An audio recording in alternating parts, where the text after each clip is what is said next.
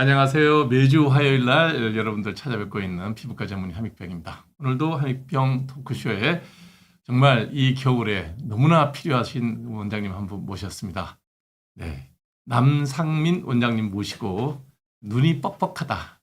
되게 많잖아요. 그죠? 예, 이제 건성안에 대한 얘기를 좀 듣도록 하겠습니다. 먼저 남상민 원장님 소개하겠습니다. 안녕하세요. 대치현세안과의 남상민입니다. 몇 학번이시죠? 제가 의대 96입니다. 96. 옛날에는 뭐 의전원 때 같으면 네, 94 학번이죠. 그렇죠. 우리 기준으로 하면. 맞습니다. 그렇구나. 네. 저희 선배님이시죠. 그렇죠. 제가 80학번이니까. 네. 네, 네, 사실 예, 우리 남 원장님은 제 바로 옆에서 개업하고 맞습니다. 있습니다. 같은 건물에, 같은 네, 같은 층에. 건물에 바로 옆에 있어서 저도 가끔 이제 신세도 치고 그래서 오늘 원장님 모시고 건성안에 대한 얘기. 올 겨울에 환자 너무 많죠. 아, 최근에 들어서 급증하고 있는 것 같습니다. 네. 특히 지금 날씨가 갑자기 추워지면서 네. 많은 분들이 건조를 심하게 느끼셔서 오시고 계세요. 네. 네. 우리 남 원장님 양력을 좀 한번 비춰주실래요? 이게 되게 재밌는 게 안과 전문의 고시 출제위원인데 이거 왜 하게 되셨어요? 사실 저거는 네. 이제 교수 생활을 하다 보면은 네. 좀 돌고 돌아서 오는 일이긴 합니다. 그래요? 예, 저게 이제 좀 한편으로는 보람 있는 일이기도 하지만 또 한편으로는 힘든 일이라서요. 근데 시험 문제 낼 때 보면 저도 이제 네. 뭐 쌤도 전문의 시험 보고 전문의가 됐고 맞습니다. 저도 전문의 시험을 보긴 했지만 네, 이런 문제 내는 사람 정말 성격 참 안 좋아 이런 문제들이 있잖아요. 맞습니다. 좀 그런 쪽에 출제를 하시는 편이에요? 아니면 이거는 꼭 깔아야 되는 문제니까 잘 알겠지만 문제를 내는 스타일이에요? 그러니까 사실은 그 중간이 제일 좋죠. 왜냐하면 다 맞춰버리면 문제를 낸 이유가 없고요. 네. 다 틀려버리면은 또 그것도 문제를 낸 이유가 없어서요. 네. 사실 출제 기준은 좀 적당히 한 60-70% 정도 답안지가 나올 수 있게. 그래서 어렵죠. 거기 이제 변별력에 맞게. 그렇죠. 그럼 예를 들어 그래서 내가 전문의 어렵죠. 시험 봤을 때 보기 4개 중에 한두 개를 꼭 바꾼다는 얘기네. 그건 해야죠. 왜 똑같이 내면 의미는 없죠. 다 맞춰버리니까요. 그렇게 해버리면. 공부 열심히 한 사람이면 뭐 맞추면 되지 않나요? 그래도 다들 열심히 하셔가지고 너무 네. 다 맞추세요. 그렇게 하면. 그렇죠. 참 그렇습니다. 사실은 과정인데 과정을 맞습니다. 끝마치면 웬만하면 붙여줘야 된다는 게 저는 좀 그런 쪽이거든요. 저는 네. 레지던트 교육할 때 네네. 후배들 교육할 때 이제 아니면 학생들 교육할 때 네. 교육 과정은 되게 막 좀 잔소리하는 음. 스타일인데 네. 성실하게 교육을 이행했으면 점수는 좀 후히 주는 쪽이거든요. 저도 좋은 말씀이신 것 같습니다. 자, 오늘 우리 남 원장님 모시고 우리 눈 공부 좀 해보겠습니다. 저도 눈이 늘 문제가 많아서 가장 제가 노화를 먼저 느꼈던 데가 눈이기 때문에 예. 우리 남 원장님 모시고 건성안을 중심으로 한 안과 공부 좀 해보도록 하겠습니다. 오늘 준비한 강의 좀 시작하실까요? 네, 소개 네. 감사드립니다. 네. 저는 방금 전에 이제 소개드린 대로 대치현세안과에 있고요. 건성안 얘기를 시작하기 전에 제가 뭐 사실 그동안 이렇게 좀 지나온 그 역사, 그리고 네. 그동안 그 의사 생활을 하면서 제가 배웠던 건성안에 대해서 네. 조금 자연스럽게 말씀드려 보려고 합니다. 네. 사실 제가 전공의 때 이제 안과 의사로서 처음 환자들을 보기 시작했는데 그때 건성안을 보라 그러면 이런 느낌이었습니다. 환자의 눈을 이렇게 보고 네. 이 사람이 건조가 있는지 없는지 알아내서 건조 치료를 했었어야 되는데 네. 사실은 보시다시피 아무것도 안 보이지 않습니까? 건강한 눈이라고 이게 네. 사진 왜 올려다 지금 그러고 있는 거예요 지금. 건강한 눈이기도 하고 네. 문제는 눈물은 투명해서 네. 눈물을 가르쳐 보라 그러면 눈물을 짚을 수가 없죠. 근데 그렇죠. 이렇게 눈을 보고 나서 이분이 건조가 있으니까 건조 치료를 해야 된다는 점이 사실 굉장히 가장 큰 어려움이었어요. 환자의 주관적 느낌으로 진단하나요? 사실은 그게 다였죠. 처음에 제가 전공의 생활할 때는 사실은 눈을 봐서는 알 수 있는 게 아무것도 없기 때문에 네. 환자분께서 내가 건조하다. 그러면 건조하신가 보다. 이렇게 하고 사실 그때는 약도 거의 2-3가지밖에 없었습니다. 그래서 그냥 A 눈물약 아니면 B 눈물약 이런 시절이었어요. 그 옛날에는. 하지만 이 건성안의 발달 역사가 있고요. 그래서 지금은 이제 그렇게 치료하고 있지는 않고 정말 네. 비약적인 발전을 이뤘죠. 네. 제가 사실은 이 건성안에 대해서 좀 깊이 있게 좀 이해하게 된 거는 사실은 제가 일본에 이제 단기 연수를 다녀오면서부터였습니다. 이런 얘기하면 저기 토착 뭐 일본 얘기하면 우리가 더 예민하잖아요. 사실 그렇지는 않은데. 네, 뭐 사실은 뭐 이제 일본이 사실은 저도 일본이라는 나라를 경험해 본 건 이때가 처음이었고요. 아하. 비록 아주 긴 시간은 아니었지만 사실은 제가 여기서 정말 많은 거를 배웠어요. 그러니까 전문의 따고 가신 거죠? 그렇죠. 전문의 네. 따고 사실은 이거는 제가 이제 그 다음에 분당차병원에서 교수 생활을 시작했는데 네. 교수 생활을 1년 정도 하고 기회를 얻어서 다녀오게 됐습니다. 그래서 사실 처음에는 아주 큰 기대를 하고 간 거는 아니었는데요. 일본에 가서 막상 공부를 해보니까 일본에 어떤 그 깊이 있는 연구가 있더라고요. 그렇죠. 그래서 특히 이제 이쪽 의과대학 쪽은 일본이 많이 발달해 있는 것 같았고요. 사실 여기서 제가 지금 현재 하고 있는 모든 건성환의 기본 개념, 그다음에 제가 치료하고 있는 스타일들이 사실은 다 만들어졌다고 볼 수 있겠고, 노리코 욕구이라는 네, 이때 분이. 예, 그때 이제 제가 만나 뵀던 교수님이시고 네. 이분이 이제 건성환 치료를 하는 거를 제가 사실은 옆에서 충격적으로 바라보면서 아. 제가 거기서 많은 영감을 얻어서 이제 음. 오늘 드리는 말씀을 하게 됐습니다. 네. 사실 굉장히 재미있었던 기억이에요. 그러니까 우리나라는 빨리빨리 보지 않습니까? 환자를 계속해서. 근데 빨리 봐야 또 예, 빨리 봐야죠. 봐야 또 네. 병원도 돌아가죠. 맞습니다. 근데 네. 여기서는 환자를 이해할 때까지 보는 게 기본이더라고요. 빨리 보는 게 기본이 아니라 네. 눈을 보고 그 눈이 왜 건성환이 생겨 있는지를 아. 이해할 때까지 보는 게 기본이었고요. 그래서 오전 진료만 원래 하는 건데 네. 오전 진료가 항상 오후 3시에 끝나는 거예요. 아, 점심도 글르고. 그리고 점심 먹으러 가세요. 그렇죠. 3시쯤에. 아, 네. 그래서 아직도 기억이 선한 게 이제 배 쫄쫄 굶으면서 굶고 있다가 이제 환자 다 보고 그리고 이제 3시에 점심 먹으러 가던 기억이 있습니다. 아침 든든히 안 먹고 가면 정말 배고프겠다. 맞습니다. 그래서 이때 제가 좀 배운 거는 물론 우리나라 현실에서는 그렇게까지는 할 수는 없는데 의사가 환자의 상태를 충분히 이해할 때까지 혼자 궁리하면서 보는 그 과정이 굉장히 중요하다. 그래야 환자를 통해서 배우고 어떤 새로운 치료 개발이라든지 새로운 치료법을 만들어낼 수 있는 거였구나라는 걸 이때 배웠어요. 아, 그렇구나. 그래서 네. 지금부터 이제 설명드리고자 하는 거는 사실은 이제 이분이 어느 정도 만들어간 어떤 그런 건성환 치료의 어떤 개념들이라고 볼 수 있는데요. 네. 건성환에 대해서 처음에 이제 눈물이 이렇게 구조를 이루고 있다는 거는 어느 정도 알게 됐거든요. 우리도 수업 시간에 요금 배웠어요. 이걸 벌써 배우셨어요? 저기 리피드하고 맞습니다. 점액하고 두 개가 나온다. 그래서 맞습니다. 마이보미앙 그랜드하고 저기 맞습니다. 또 하나 뭐지?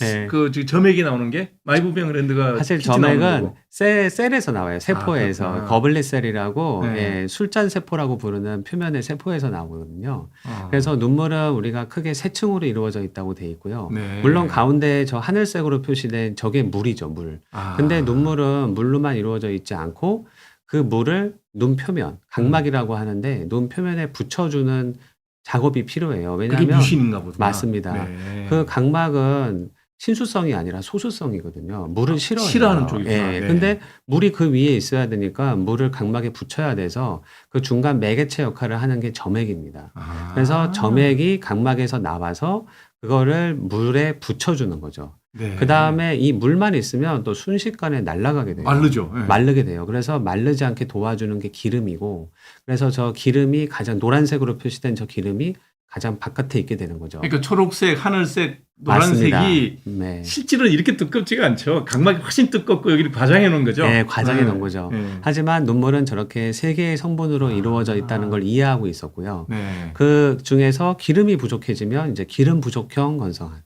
눈물이 부족해지면 눈물 부족형 건성환, 점액이 부족해지면 점액 부족형 건성환이 생긴다. 이제 이게 사실은 당연한 듯하게 보이지만 이 개념이 사실은 처음부터 있진 않았어요. 그래서 어디가 부족한지를 알아내서 그 부족한 거를 채워주면 건성환이 치료가 될 것이다 라고 하는 아이디어를 가졌던 거죠. 아, 네. 근데 그럼 우리가 넣는 인공 눈물 있잖아요. 그렇죠. 그거는 요즘에 있는 거 하나만 들어가 있을 것 같아요. 그러니까 제가 사실은 전공의 때 가졌던 모든 그냥 그 건성환 치료제는 사실은 눈물을 채워주는 눈물 부족형 약밖에 없었어요. 네. 근데 그 다음에 사실은 점액을 채워주는 약, 기름을 채워주는 약들이 다 개발돼서 지금은 저 세 개 중에 어느 거 하나 이상 부족하면 그걸 채워줄 수 있는 준비가 되어 있는 거죠. 아, 그렇구나. 이거 이제 진단이 중요하겠네 그러면. 맞습니다. 그런데 아까도 보여드렸던 이제 그림이지만 투명해서 알 수가 없잖아요. 아무것도. 그러니까요. 예, 예. 그래서 이제 가지고 있는 방법이 이렇게 염색을 하는 겁니다. 지금 보면 제가 노란색 페이퍼를 눈물에다가 살짝 묻히는 과정을 볼 수 있는데요. 그러면 눈물에 잠깐만 좀 되돌려봐 예, 주세요. 계속 나옵니다. 요거구나. 예, 예, 예. 아, 네. 그러면 저것이 눈물에 녹아 들어가서 근데 저게 형광이에요. 아, 그래서 이렇게 봤을 때는 별로 잘 안 보이지만 불 끄고 여기다가 파란색 불을 비춰주게 되면 이렇게 형광빛이 납니다. 네. 그러면 결국 저 녹색으로 보이는 곳이 눈물이 있는 곳입니다. 아, 네. 눈물에 이 형광이 녹아 들어가기 때문이죠. 네. 근데 가만히 보시면 중간중간에 녹색이 아니고 까맣게 변하는 것들이 있어요. 네, 그러네요. 그거는 눈물이 얇아져서 없어지는 곳이라고 보시면 됩니다. 네. 그러면 건성환이라고 하는 거는 뭐냐? 저렇게 눈물이 없어지는 곳이 5분 이내에 생기면 그러면은 이분은 눈물이 약해져 있다. 그거를 이 눈물이 불안정하다라고 얘기를 하고 네. 그 모습을 보고 건성환이다라고 우리가 진단을 할 수가 있는 겁니다. 5분 이내 사라지면 아니 5초요. 5초. 말씀을 잘못 드린 것 네, 같아요. 5초. 5초 이내에 사라지면. 아. 그래서 사실은 건성환의 진단의 기본은 이렇게 염색을 해가지고 눈물이 네. 투명하기 때문에 네, 네. 그 눈물이 불안정한지 아니면 그 눈물이 튼튼한지를 봐주는 게 건성환 진료의 시작이라고 보실 수 있어요. 그럼 여기 기름 부족형에서 까만 줄이 있는 게 그렇죠. 저 까만 줄이 나오는 게 이제 기름 사라지는 부족형의 거죠. 모양이죠. 근데 이제 이게 아까 말씀드린 그 교수님이 좀 제안한 게 재밌는 게 이 없어지는 모양이 전부 다르더라는 거예요. 아, 기름 부족형, 눈물 예, 부족형, 점액 예, 부족형이 일단 눈에 확 띄는 건 점액 부족형은 모양이 완전 다르죠. 예, 뭔가 저건 이렇게 알겠어요. 예. 물방울이 터지듯이 팍팍팍 하고 터집니다. 네. 저게 이제 습윤이 부족하기 때문에 생기는 현상이에요. 네. 그러니까 아까 눈 표면에 점액이 붙여주는 역할을 한다고 했는데요. 그 눈물이. 뮤신이 없는 거군요. 그렇죠. 그게 없으면 눈물이 잘 붙지를 못해서 저렇게 금방 없어지는구나. 터져버리는 거예요. 아. 하지만 눈물 부족형은 보시면 아래에서 위로 싹 이렇게 그러네요. 수직으로 이렇게 올라가네. 싹 없어져요. 네. 그러니까 저런 모양으로 보이면 눈물 부족형이다. 눈물 부족형. 왼쪽 기름 부족형은 아래에서 위로 없어지는 게 아니라 동시에 뭐가 탁 터지는데 동시다발적으로 불규칙한 모양으로 여기저기서 터져요. 아, 하지만- 점액 부족형은 일관 모양이 똑같네요. 그리고 동그래요. 예. 동그랗게 터지고 기름 부족형은 약간 선형으로 네, 터지는데 나무가지 모양으로. 나무가지 모양. 네. 네, 정확한 표현이십니다. 그래서 이걸 보고 알 수 있다고 제안을 한 거예요. 기름 부족형은 저렇게 생겼고 나머지는 저렇게 생겼다. 아. 그래서 이제 이 부분이 저한테 많은 감명을 준 거죠. 이제 내가 어디가 문제가 있어서 이 분이 건성환이 있는지를 알게 됐구나, 드디어. 그래서 이때 제가 많이 감동을 받았어요. 아. 이분은 그러니까 오랜 경험으로 이걸 아신 거겠네요. 근데 경험만 아셨다기보다는 이제 뭔가 보니까 패턴이 다르다는 걸 알게 됐고 그 다음은 분석을 하신 겁니다. 아. 그 눈물을 따다가 분석도 해보고 하니까 이런 모양이 나오니까 점액이 없네. 이런 모양이 나오니까 기름이 없네. 이런 것들을 또 과학적으로 다 이렇게 본인이 조사를 또 하신 거예요. 일본 사람답다. 대단하죠. 그런 네, 거 보면. 일본 사람답다. 네, 저 네. 미세한 세계를 가지고 그렇게 네. 한 거니까. 네. 그래서 증례를 좀 보여드리면 68세 여자분이신데 딱 봐도 이제 이분은 점액이 부족하구나 예. 하는 거를 누구나 알 수 있는 거예요. 예, 요거 보면 그렇죠. 네. 이제는 안과 네. 의사가 금방 다 될 수 있죠. 네. 근데- 실제로 환자한테 보여주나요? 맞습니다. 예, 다 보여드려요. 아. 그리고 이 점액 부족형은 건성환도 생기지만 건조하다고 환자가 느끼기도 하지만 여기 보시다시피 시력이 떨어져요. 왜 그러냐면 이게 가만히 생각해 보시면 우리가 달라지겠구나. 그것도 그렇겠지만 유리창에 물이 이렇게 고르게 묻지를 못하고 저렇게 터진다고 생각해 보세요. 그러면 이렇게 어리하게 보일 수밖에 없는 거예요. 그러니까 차에 비 내렸는데 맞아요, 윈도우 브러시 맞아요. 안 돌리면 맞아요. 그겁니다. 그러니까 직관적으로 이해할 수 있죠. 그래서 건조가 꼭 건조만으로 오지 않으세요. 건조한데 나 요즘에 왜 이렇게 안 보이냐. 뿌옇게 보이기도 하고 뭐 좀 그렇죠. 이상하겠네요. 그렇죠. 네. 어리하게 네. 보인다고 하세요. 그래서 이게 점액 부족형인데 사실은 약이 없었거든요. 네. 근데 일본에서 또 이 점액이 나오게 하는 약을 만들어낸 거예요. 점액이 잘 분비되게. 그렇죠. 그러니까 이 컨셉이 생겼기 때문에 이거를 고치고자 하는 노력이 생기게 된 그 거죠. 고블레셀이란 건 어디에 있나요? 거블리살은 표면에 다 있습니다. 눈 표면에 다 있어요? 각막부터 결막까지. 근데 결막에 더 많아요. 예. 그래서 디쿠아스라고 하는 게 사실 오리지널인데 뭐 시중에 나가 보시면 뭐 디쿠 여러 가지 이름이 붙는 약들이 있는데 이 약들이 다 이 디쿠아스에서 나온 약이라고 보시면 돼요. 네. 이거를 점안을 해주면 점액이 나오게 되고요. 네. 이렇게 2주 치료를 해보면 눈이 이렇게 말끔해지는 걸 이야. 알 수 있어요. 저기 5초 이상 간다는 얘기 아니에요? 5초 이상도 가고 일단은 눈물이 아주 고르잖아요. 예. 그러니까 건조도 안 느끼고 그 다음에 시력도 좋아지죠. 그래서 사실은 이 상황을 제가 보면서 많이 놀랐죠. 건조라고 하는 치료의 패러다임이 바뀌는구나, 나도 완전히. 검사해보고 저거 해야 될 것 같은데. 그래서 이게 이제 점액 부족이라고 하는 아주 독특한 영역의 건조증의 치료고, 건조 타입 중에서는 사실은 제일 적은 타입이긴 하세요. 이게 제일 많지는 않습니다. 나이가 들면 좀 많이 생기긴 하겠다. 뭐 나이가 아무래도 들어도 분비물이 맞습니다. 떨어지고. 예, 나이가 들어도 좀 생기기도 하고요. 또 알레르기가 있는 분들한테서 특히 이게 많이 생기세요. 거블리셀이 자꾸 파괴되면 자꾸 생기거든요. 아, 집사람이 좀 눈이 그런데 아마 익을 것 같은 느낌이 확 드는데요. 어쩌면요. 네, 예. 매끌매끌한 느낌이 없어지죠. 점액이 당장 없기 때문에 데리고 갈게요. 거칠거칠한 느낌이 나고요. 네. 맨날 눈이 뻑뻑하다 예. 그러거든. 그 다음에 이제 남은 게 기름 부족형과 눈물 부족형인데, 네. 이제는 세월이 좀 지나면서 장비가 개발이 됐어요. 그래서 제가 이제 뭐 한 10여 년 전만 해도 이렇게 눈으로만 보고 진단할 수밖에 없었지만, 이제는 기름 부족형은 리피뷰라는 정밀 장비가 나왔습니다. 저게 눈 표면의 기름의 양을 재줘요. 뭘로 재요? 그냥 부채. 아니요, 간섭계라고 하는 독특한 방법을 이용해서요. 예. 좀 이따 보여드릴 텐데, 뭐 이렇게 나오는 모양이 있거든요. 근데 그 예. 모양을 분석해서 나노미터 수준의 두께를 얘가 재요. 눈을 여기 대고 있으면 돼요? 네, 대고 있으면 됩니다. 아, 이렇게 뭐 눈에다 뭘 넣거나 그런 아니, 건 아니고. 없어요. 예, 아. 그냥 가만히만 계시면 다 재주는 거고. 네. 움직이지만 않으면 눈두가 네, 움직이면 네, 되는 거죠. 네. 네. 옆에는 이제 OCT라고 하는 장비인데, 저 OCT라고 하는 거가 눈물 높이를 잴 수가 있거든요. 그래서 저거는 이제 마이크로미터 단위의 그 높이를 잴 수 있어서 저걸로 눈물 양을 재게 됐습니다. 그래서 이제는 이제 눈으로만 보고 진단하지는 않고요. 장비를 가지고 좀 더 객관적으로 이제 진단을 할 수 있게 되었어요. 그리고 환자가 멀쩡하게 와서 눈이 뻑뻑해요, 눈이 너무 말라요, 뭐 네. 불편해요 그러면 네. 저거 딱 검사하면 되겠네. 맞아요. 그래서 맨 처음에 하는 건 제가 눈물을 염색해서 일단 이분이 건조가 있는 분인지 아닌지는 확인을 하고요. 네. 타입을 마음속으로 대략 나눕니다. 아, 그리고 나머지 정밀 아까 세 그렇죠. 가지. 예, 그렇죠. 아. 그래서 나머지는 정밀하게 들어가면서 제가 느낀 그 임프레션이라고 하죠, 이거를. 네. 그거를 제가 확인하는 과정을 겪게 되죠. 확인 아까 세 가지 방법으로. 맞습니다.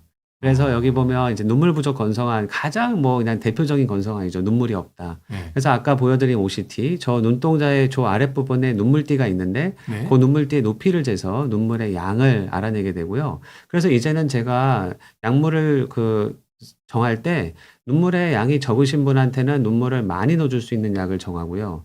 눈물의 양이 많으면 굳이 그렇게 안 해요. 그래서 예를 들어서 지금은 옛날하고 달라서 눈물도, 이건 말 그대로 물을 넣어주는 거죠. 예. 굉장히 다양하게 나와 있고, 크게 봐서는 히알루론산이라는 게 있고, 저게 제일 많이 있었죠. 예, 맞습니다. 예. 그리고 CMC라는 약이 있어요.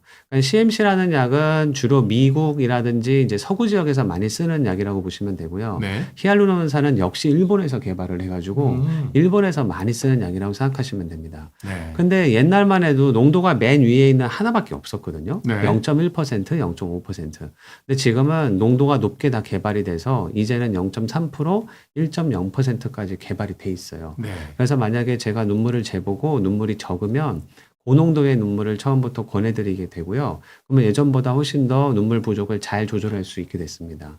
그런데 고농도로 아무래도 가시다 보면은 좀 이렇게 뿌옇게 보이는 느낌이 날 수 있어요. 눈물 농도가 너무 높아가지고요. 진하니까. 네, 예. 그리고 히알루론산은 또 농도가 높아지만 약간 이 따가운 느낌이 좀 날 수가 자극도 있거든요. 있군요. 예. 네. 근데 또 이게 요즘에 또 기술 혁신을 일으키면서 이제는 고농도 중에서도 넣으면 오히려 맑게 보이는 눈물들이 많이 나와 있어요. 아. 그래서 혹시 이제 증상이 안 좋아서 고농도를 쓰시는데 만약에 조금 쓰기가 뭔가 불편하시면 또 잘 의사와 상담해 보시면 좀 다른 더, 약제를 쓸 수가 좀 더 있고. 깔끔하게 보이는 이런 약제들 같은 걸 선택하실 수 있어서 네. 선택의 폭이 지금은 넓어져 있고 또 과학적으로 선택할 수가 있게 됐다. CMC는 뭐의 약자예요? 카르복실 메틸셀룰로스라고 하는 어려운 긴 용어의 줄임말인데요. 네. 특별히 번역이 없습니다. 그래서 네. 그냥 CMC. CMC. 예, 미국 가시면은 슈퍼 가시면은 리프레시 이렇게 돼 있어요. 네. 그게 이 CMC 제제라고 보시면 돼요. 네. 그 다음에 이제 물 가지고도 안 되는 분들이 계세요. 물이 너무 없어서. 네. 대부분의 경우는 이제 우리 눈물샘이 있는데 눈물샘 기능 자체가 망가져서 아예 눈물이 안 나오게 되기 시작하시면 물만 넣어줘서 도저히 따라갈 수가 없거든요. 네. 그때는 눈물 내려가는 길을 막아줍니다. 그래서 여기 사진에서 보듯이 코 쪽으로 위와 아래로 눈물이 내려가는데요. 우리가 많이 울면 눈물 콧물 나오는 게 저기 맞아요. 절로 내려가서 절로 내려가서 코로 내려가게 돼요. 네. 그런데 저기를 누점 마개라고 해서 저기 보시다시피 저런 작은 마개로 막아주면 네. 눈물이 못 내려가니까 고이게 되거든요. 그러니까 상수도는 열어놓고 하수도를 막아버리는 거네. 정확한 표현이죠. 네. 상수도가 너무 나쁘니까 하수도를 막아서 눈물을 늘려주게 되는 거죠. 근데 여기서 잠깐 반대로 네. 연세 드신 분들이 네, 네. 저게 막혀가지고 맞아요. 눈물은 잘 내요. 상수도는 괜찮은데 하수도가 막혀가지고 눈물 흘림이 있는 맨날 분들이 눈물을 흘려갖고 이게 맞아요. 막 진물 드는 분들이 있죠. 네, 네, 그런 네. 분들은 뭐 또 넣어주던데요. 그런 분들은 넣어준다는 개념보다는 저기를 열어드려야 돼요. 그러니까 뭐 예, 관을 막 관을 넣어. 박아주거나 아니면은 수술을 통해서 만들어줘야 되는. 수술하는구나. 예, 그거와 이제 또 어떤 반대 개념인 거죠. 이렇게 눈이 자꾸 눈물 나서 진물 맞아요. 드는 분들. 네, 네, 네, 맞습니다. 네. 그래서 이제 눈물이 너무 부족한 경우엔 이런 걸 하게 되고 또 네. 제가 많이 만나보는 환자분들 중에서 일부는 눈물을 넣을 새가 없는 분들이 계세요. 막 백화점에서 막 이렇게 분주하게 일하시는 분들이 맞아, 있죠. 맞아. 예. 또 아니면은 또 독특한 직업들이 있으세요. 요리사 같은 직업들. 그러면 뭐 이렇게 막 손 막 묻히고 막 뭐 이렇게 하고 수가 있는데 없고. 중간에 뭐 이렇게 넣을 수가 없거든요. 그런 분들은 눈물 대신에 이렇게 누점 마개를 해드리면 자기가 눈물을 넣지 않아도 눈물을 넣는 효과가 나오는 거죠. 저게 얼마에 한 번씩 갈아야 되죠? 저는 저기 존재하기만 하면 갈 필요는 없으세요. 뭐 이물 반응이라든지 염증이나 이런 건 그런 거가 잘 안 되게 넣는 게 이제 기술인데요. 네. 저절로 빠지는 확률이 6개월에 50% 정도는 됩니다. 그래서 저절로 빠지면 다시 넣거나 그렇게 하는 경우는 있고요. 작아서 빠져나가도 모르겠네요. 몰라요. 네. 네. 근데 이제 어제까지는 촉촉했는데 오늘부터 안 촉촉하네. 이제 이러면 빠졌을 확률이 있는 뭐 거예요. 새서 이러다가 맞아요. 잘못 건드리고 네, 그러시면. 네. 안전한 시술이라고 보실 수 있어요. 언제나 넣었다 뺐다 할 수 있기 때문에요. 저기 막 밑으로 내려가가지고 뭐 그렇게 안 해요. 예, 옛날에는 그런 걸 썼는데 그러면 부작용이 많아서 요즘에는 이렇게 안전한 시술만 하고 있습니다. 네. 그래서 이분은 65세 남자분이신데 보다시피 아까 그 눈물 깨지는 게 약간 위로 수직으로 수직으로 깨지잖아요. 깨지네. 그러니까 눈물 부족이라는 걸 알 수 있죠. 네. 그리고 저기 점상처럼 뭔가 이렇게 벗겨진 것처럼 보이는 게 네. 표층 각막염이라고 하는 건데요.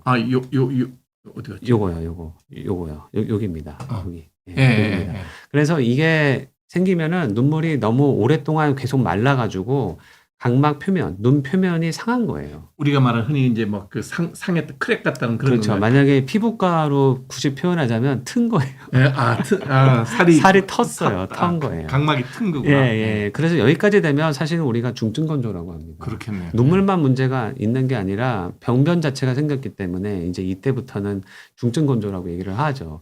혹시 콘택트 네. 렌즈 많이 쓰면 저럴 수 있나요? 콘택트 렌즈 쓰면은 건조 생길 수 있고요. 네. 당연히 이제 건조가 심해지면 생길 수도 있습니다. 네. 그리고 이제 아까 여기가 눈물띠예요. 여기에 아, 높을수록 밑에. 눈물이 많은 겁니다. 네. 예, 예. 아. 그래서 이분은 건조가 심했기 때문에 이제 눈물만 넣어서 해결이 안 돼가지고 이렇게 누점 마개를 위에 아래 모두 해드렸죠. 그러면 네. 나중에 여기 보시면 일단 이 밑에 눈물띠가 눈물이 많이 늘어난 걸 볼 수 있죠. 두꺼워졌어요. 예. 거의 뭐 3배, 4배 네. 한 늘어난 것 같고 깨끗해졌죠. 예, 렌즈도 예. 아주 형광이 깨끗하게. 네, 그리고 예. 눈물도 깨지지 않고요. 예, 아주 예. 불안정하지 않고. 그래서 이렇게 누점 마개는 심한 건조 때 아주 효과적으로 쓸 수 있는 무기라서 이것저것 다 해봐도 안 될 때 환자분을 딱 구해드릴 수 있는 아주 좋은 무기입니다. 아유, 안과 가서 아르바이트 해야 되겠다. 많이 배웠다. 이분은 진짜 심한 경우세요. 쇼그렌 증후군이라고. 온 몸이 다 마르는 거죠? 뭐 피부도 네, 마르고. 맞습니다. 네. 입도 마르고 눈도 마른다. 이게 크게 두 가지가 다 마르면 쇼그렌 증후군을 의심해 보셔야 되고 이건 류마티스 질환이라서 단순한 안과 질환이 아닙니다. 전신 질환이라고 전신질환. 보셔야 되고 관절도 아프고 뭐 이렇기 때문에 제가 내과랑 같이 보는 그런 질환인데요. 이 쇼그렌 질환이 있으면 이렇게 뭐 눈이 좀 엉망이죠. 예, 근데 참 이게 예. 보통 이제 우리 저기 자가 면역 내과 전신 질환에서 약을 네. 써도 눈은 안 좋아지는 것 같더라고요. 아, 예, 스테로이드를 예. 쓰고 뭐 네, 여러 가지 네. 면역 억제제를 써도 네. 그럴 수도 있습니다. 네. 눈은 눈대로 해줘야 돼요. 왜냐면은 그러니까 쇼그렌 증후군은 눈물샘이 파괴가 되거든요. 아. 근데 파괴가 이미 돼버리면 어떻게 약을 줘도 눈물이 나올 길은 없거든요. 네. 그러면 이때 할 수 있는 게 지금 말씀드린 누점 마개로 눈물을 모아내서 해결하는 방법밖에 없는 거죠. 넣는 네, 것도 계속 넣는 것도 해야죠. 네. 넣고 이제 못 내려가게. 못 내려가게. 아. 머물게 이렇게 하는 네. 거죠. 근데 이분은 이제 이게 또 누점 마개가 자꾸 빠지고 유지가 안 되는 분들이 계세요. 특히 쇼그렌 증후군일 때 그런 경우들이 많이 생기는데요. 이분은 약간 그래서 제가 수술적으로 해결을 해드린 경우예요. 요즘에 이제 네, 맞다. 저거 예, 저거다. 예. 네. 요즘에 고주파 시술이라는 게 이제 아주 각광을 받고 있는데요. 아. 고주파를 이용해서 저렇게 누점을 이렇게 약간 살짝만 지져서 막아드릴 수가 있어요. 그러니까 코아귤레이션 시키는 거군요. 맞습니다. 네. 맞습니다. 그러면 저렇게 약간 하얗게 되면서 저게 이제 막혀서 눈물이 이제 늘어날 수 있게 되는 거죠. 좀 아프겠다. 거의 안 네. 아픕니다. 통증도 별로 없어요? 많지 않습니다. 이게 고주파를 이용하는 거고, 소위 말해서 지지는 거하고는 조금 조금 개념이 다르구나. 달라요. 이게 예. 수분을 날려주면서 들러붙이는 개념이라, 굉장히 안전하고요. 물론 영구적이지 않아요. 이거는, 한 6개월 지나면 열리거든요. 그러면 또 한 번 해드리고 하는 또 그런 안전한 시술이라고 보실 수 그러니까 있어요. 마개를 잘 빠지니까. 그렇죠. 그럴 때는 아예 그렇죠. 저런 식으로 약간 접착시키는 맞아요. 거구나. 근데 예전에는 진짜 지졌거든요. 저 전공의 때는. 그러면 좀 환자분도 무서워하고 또 지져버리면 영원히 막히는 거 아니냐 또 그런 걱정도 하시고. 근데 이거는 그렇지 않아요. 신기술이죠. 네. 그래서 보시면 저 위에가 아까 오. 보여드렸는데 밑에 보면 눈물이 엄청나게 늘어나면서 완전히 깨끗해진 걸 볼 수 있죠. 사실은 이분은 쇼그렌이셨는데 눈물을 안 써요. 이때부터. 아직은 눈물샘 기능이 남아 있었나 보다. 조금 남아있는 데다가 이제 안 내려가게 탁 막아주니까. 그러니까. 그러니까 이건 놀라운 일인 거죠. 쇼그렌 증후군은 사실은 눈물 없이는 살 수가 없는 분이신데, 너무너무 불편해요. 눈물 없이 그냥 지낼 수 있게 되니까 너무너무 좋았던 경우죠. 그래서 이제 요런 게 이제 눈물 부족 치료고, 이제 기름 부족. 기름 부족이 특히 겨울에 많이 생기세요. 왜냐하면 이 날씨가 추워서 찬바람이 불면 지금 보시다시피 요 눈꺼풀 태에 기름샘이 있어서 거기서 나오거든요. 저희 마이보면 그랬는가요? 마이보미엄 글랜드고 그 글랜드 끝에서 기름이 제가 나오게 짜주는 건데 원래는 짜서 나오면 안 돼요.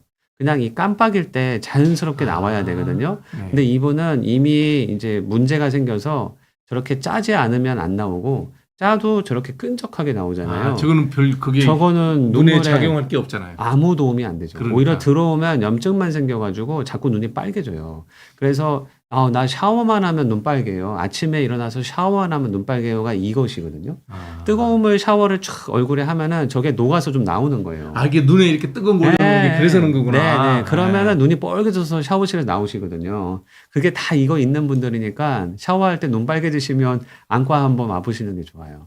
여기서 지금 제대로 된 그 기름은 요 두 번째 거밖에 없어요. 여기 보이시죠? 여기 약간 맑은 거. 보시면 첫 번째 거 말고 두 번째 거. 네, 두 번째 거 안 약간 나오는 투명하죠? 것처럼 보이는 거. 요거 투명하죠. 저게 정상이에요. 나머지는 다 비정상이에요.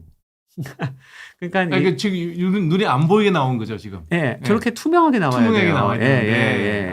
근데 겨울에 찬바람 많이 불잖아요. 이게 기름은 온도 내리면 굳는 거 아시잖아요. 그렇죠. 그래서 찬바람 많이 불고 이게 여기 피부 온도 내려가면 겨울에 다 저렇게 되세요. 그러니까 겨울에 이 기름 부족 건성환이 엄청 많이 생깁니다. 사실은 제가 이제 선생님한테 여쭤봐야 되는데 제가 이제 환자들 여드름이 심하게 나오는 예, 사람들한테는 이제 예, 제가 예. 아이소트레티놀을 먹이거든요. 예, 맞습니다. 근데 저도 저걸 알고 있기 때문에 대개는 한 달 딱 넘어가면 무조건 약을 줄여요. 네, 저게 마르잖아요. 맞아요. 저도 며칠 전에도 벌써 그런 분이 왔는데 이제 좀 젊은 분이셨어요. 이제 학생이었는데 어쩔 수 없이 먹은 것 같더라고요. 그런데 그냥 저게 다 막혀서 뭐 다래끼를 달고 온 거예요. 이게 또 막히다가 균이 자라면 그게 다래끼거든요. 그렇죠. 그래서 사실은 좀 피부과에서 그거 신경 써주시면 저희는 너무 고맙죠. 그러니까 제가 그래서 하루에 한 개 이상 안 먹지 말라는 이유가 저게 너무 이렇게 말라버리면 저게 막혀요. 막힌더라고요. 예, 맞아요. 그거 정확히 알고 계시는군요. 그래서 저는 한 달 먹으면 무조건 약 줄이거든요. 그래서 쓰시다가 다래끼 나면 얼른 안과 가라고 하셔야 돼요. 악성 다래끼일 확률이 많아요. 계속 생기고 안 없어지고. 맞습니다. 2알 이상 먹으면 그런 일 많이 생기거든요. 네. 그래서 보시면 이 오른쪽이 어느 정도 정상 마이봄샘이거든요. 이게 어디냐면 아랫 눈꺼풀을 제껴서 또 간섭계를 이용하면 요즘에는 저 마이봄샘 하나하나를 볼 수 있어요. 하나하나를. 뭘로 찍은 거예요? 이게 이제 아까 말한 그 리피뷰라는 걸로 간섭계로 찍는 겁니다. 그런데 이제 이게 왼쪽 보시면은 벌써 이미 이게 샘이 많이 파괴된 거를 직관적으로 아실 수 있어요. 그러니까 모양도 불규칙적이고 없어진 거죠. 떡지고 막 없어진 거예요. 일단 중요한 건 없어진 게 중요해요. 이게 없어지면은 기름이 많이 못 나오겠죠. 저렇게 까맣게 빈 공간이 전부 다 만드는 게 정상인데. 이게 꽈리처럼 이렇게 올록올록 하는 이 포도송이 같은 것들이 계속 끝까지 가야 돼요. 이렇게. 근데 이게 보면은 여기 다 없어져서 등성등성밖에 없죠. 그래서 이게 또 파괴되면 눈물샘도 그렇지만 이 마이봄샘도 이 기름샘을 이제 마이봄샘이라고 하는데 파괴되면 지금은 사실은 재생시킬 방법이 딱히 없어요. 아. 그래서 이거 너무 방치해서 파괴되기 전에 오셔야 돼요. 네. 예, 예. 파괴되는 원리는 기름이 찐득해져서 막히면 파괴되는 거거든요. 염증 생기고 안에서. 그렇죠. 그렇죠. 네. 그러니까 그렇게 되기 전에 좀 오셔서 기름을 잘 융통시켜 주셔야 돼요. 예. 그래서 이제는 실제로 눈에 기름이 얼마가 있는지를 알아야 되잖아요. 네. 그래서 간섭계를 이용하면 이렇게 보실 수 있어요. 이쪽은 기름이 얇은 거고 이쪽이 기름이 많은 거거든요. 잘 보시면 모르겠는데 뭔가 뭐- 이렇게 올라와요. 뭐가요? 허연 게 올라와요. 허연 게 보시면은 요 표면에 보이시죠? 안개처럼 올라오잖아요. 뭐가. 네. 저게 왼쪽엔 없어요. 아. 이쪽은 고요하고 까매요. 네. 감았다 떠도 고요하고 까맣죠. 네. 근데 저쪽은 뭔가 허연 게 싹 올라오죠. 네. 기름이 많을수록 구름으로 네, 저게 올라와요. 네. 저게 저는 어렸을 때 막 개천 넘나다녔거든요. 네. 그 개천에 가끔 보면 기름때가 내려오거든요. 네. 네. 그거예요, 사실. 아. 네, 기름이 있으면 저게 이렇게 보여요. 기름이 없으면 안 보여요. 우리가 눈을 깜빡이는 게 이 맞습니다. 기름을 발라주는 기능이 있구나. 맞아요. 기름도 발라주고 아래 밑에 눈물띠가 있었잖아요. 예. 그 눈물띠에서 눈물을 길어 올리는 역할도 해요. 깜빡임이 없으면 그래서 눈물도 눈으로 올릴 수가 없고 기름도 분비시킬 수가 없어요. 아. 그래서 지금 굉장히 좋은 말씀해 주셨는데 컴퓨터 작업 많이 하시는 분들은 다 기름 부족이 생기거든요. 1분에 몇 번 저기 있던데 횟수가 예, 우리가 보통 한 10번 정도는 깜빡인다고 알고 있어요. 1분에 예, 예.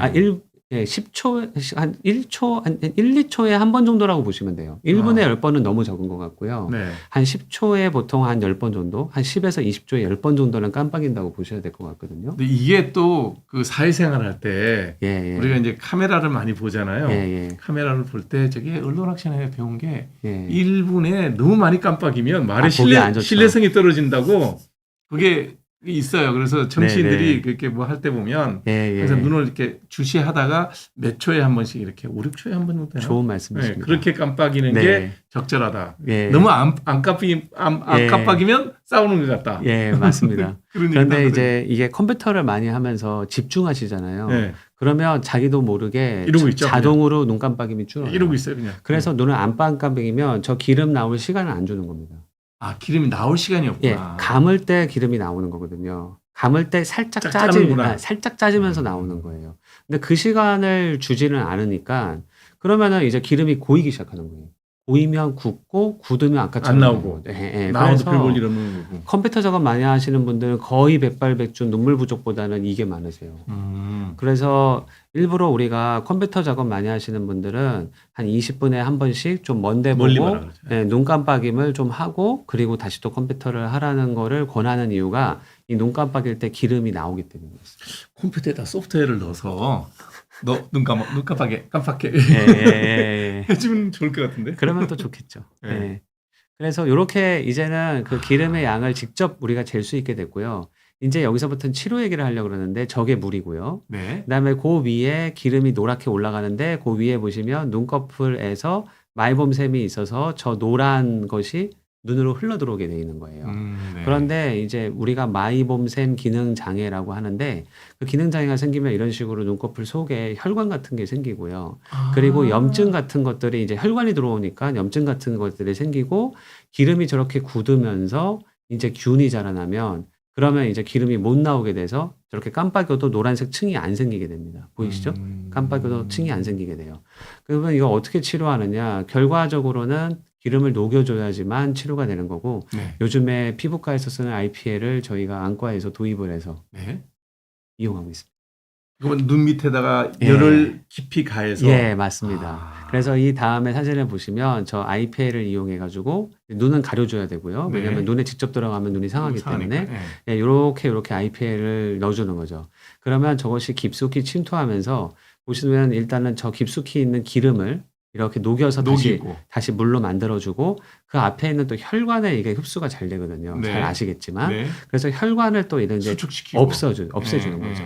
그래서 보시면 기름은 녹고 혈관은 없어져서 다시 깜빡였을 때 예, 이렇게 기름이 회복될 수 있게 해주는 거죠. 그래서 요즘에 기름 부족 건성환에 대한 치료는 IPL이 거의 약간 표준처럼 되어가는 상황입니다. 아, 파장 때는 보통 얼마 정도 쓰나요? 그래서 700. 예, 그래서 이제 그 다음에 나오니까 그때 좀 아, 말씀을 드릴게요. 네. 그래서 IPL을 이렇게 치료해 보면 네. 처음에 보면은 이쪽 왼쪽에서 이제 아예 그래프로 보여주죠. 평균 한 2, 30 정도 되는 두께였다가 네. IPL 치료 2주를 하고 나면 이렇게 거의 100으로 정상으로 되는 모습을 볼 수 있어요. 그러니까 기름을 쫙 나오게 도와준다는 걸 알 수 있고요. 그러니까 투명하고 맑은 기름이 액상으로 잘 나오게 해주는 거군요. 네, 맞습니다. 네. 그래서 보시면 이렇게 좀 제가 근데 IPL을 설명하면 IPL에 대해서 오해들을 좀 하시더라고요. 자꾸 안구 건조 레이저 치료라는 표현을 쓰시는데 네, 사실은 뭐 결과만 보면 맞네요. 네, 근데 뭐 사실은 이제 레이저는 이렇게 단파장으로 그렇죠. 우리가 원하는 한 군데 깊이에만 딱 쏴주는 개념이고 또 사실은 통증도 좀 있을 수 있고 열도 좀 많이 나고 그럴 수 그러죠. 있죠. 네. 하지만 IPL은 이런 식으로 가시광선을 포함해서 여러 색깔의 빛을 조합해서 내보내는 특성이 있는 거고 그러다 보니까 작용하는 깊이가 여러 군데서 작용하게 되고 저희 안과도 이제 깊이도 작용하게 되고 얕게도 작용하게 시켜서 IPL을 이용한다고 보실 수 있고 통증도 별로 없고 소위 화상을 거의 입지 않게 그렇죠. 해주기 때문에 IPL이 아주 눈에 적합하다 이제 이렇게 말씀드릴 수 있고 그리고 이게 피부가 얇으니까 또 맞아요. 이렇게 페네트레이션 시키기가 쉽죠. 네, 맞습니다. 네. 그래서 저는 주로 이제 안구 건조 광선 치료입니다. 이렇게 설명을 하고 있긴 해요. 레이저라고 설명은 잘 안 합니다. 오해하실까봐. 네. 예.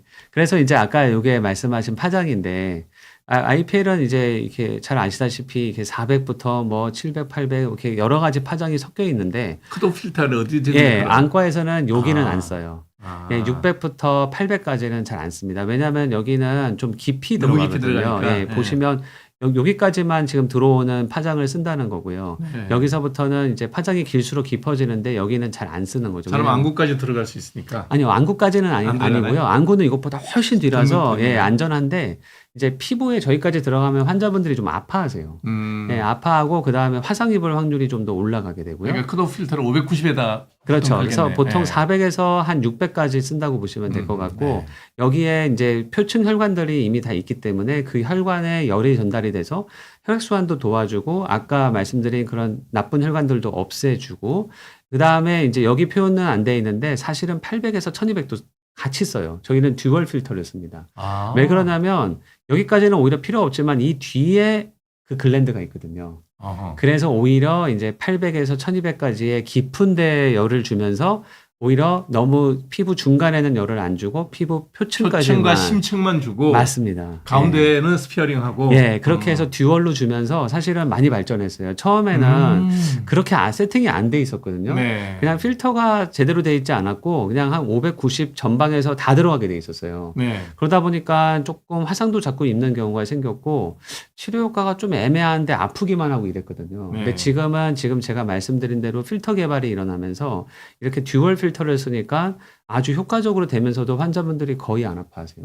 네. 그래서 지금 많은 발전이 일어났죠. 야, 장비 종목 많이 나왔네. 그리고 아까 말씀드린 대로 이렇게 IPL을 하게 될 때 기름을 녹여준다고 말씀드렸잖아요. 네. 근데 그 기름이 안 녹여지고 계속 있게 되면 이렇게 만성 다래끼가 생길 수 있어요. 네, 맞아요. 이분 같은 경우에는 또 아래도 생기고 위에도 생기고 네. 여러 가지가 다래끼가 동시에 여러 개가 생기고 하는 어려운 상황이었거든요. 사실 이런 분들은 피부과에 주사를 동반하고 계시는 분들이 많습니다. 꽤 있어요. 예. 그리고 주사에 또 IPL이 아주 좋은 치료이기 때문에 일석이조인 거죠. 음. 그래서 이런 분 같은 경우에는 IPL을 해드리면 꼭 건조가 아니더라도 이렇게 눈꺼풀에 다래끼를 없애줄 수 있어서 IPL 치료하고 나면 옆에 보면 아주 깔끔하게 정리된 걸 알 수가 있죠. 우리 주사에도 좀 써보면 안 될까? 맞습니다. 주사에도 아주 효과가 좋은 것 피부에. 같습니다. 예. 예, 예. 아니, 전 듀얼필터 IPL을 써본 적이 없거든요. 우리는 그 전 단계에서만 쓰다가. 네. 그래서 저는 이렇게 이제 IPL도 다래끼 때 치료해드려서 많은 분들이 와서 도움을 받고 계세요. 사실 네. 다래끼 엄청 스트레스거든요. 계속 생기면. 그렇죠. 예, 예. 저거 뭐 항생제 먹는다고 잘 되지도 않잖아요. 먹고 그때뿐이에요. 또 네. 좋아진 다음에 좀 있으면 또 또 생기고. 기름 또 끼니까. 예. 그래가지고 이제 IPL이 이런 경우에 너무 좋죠. 이거는 제가 이제 약간 이제 연구를 한 건데 제가 네. 미국에 이제 2017년에 연수를 갔다 왔는데 그때 이제 AI로 제가 좀 갔다 왔어요. 그래서 AI? 네, 인공지능. 그래서 의료 분야 인공지능 공부를 제가 안과지만 아. 하고 왔습니다. 네. 그래서 그걸 하고 와서 했던 첫 연구 중에 하나입니다. 그래서 네. AI라고 하는 건 사실은 예측 모델을 만드는 거예요. 그렇죠. 예.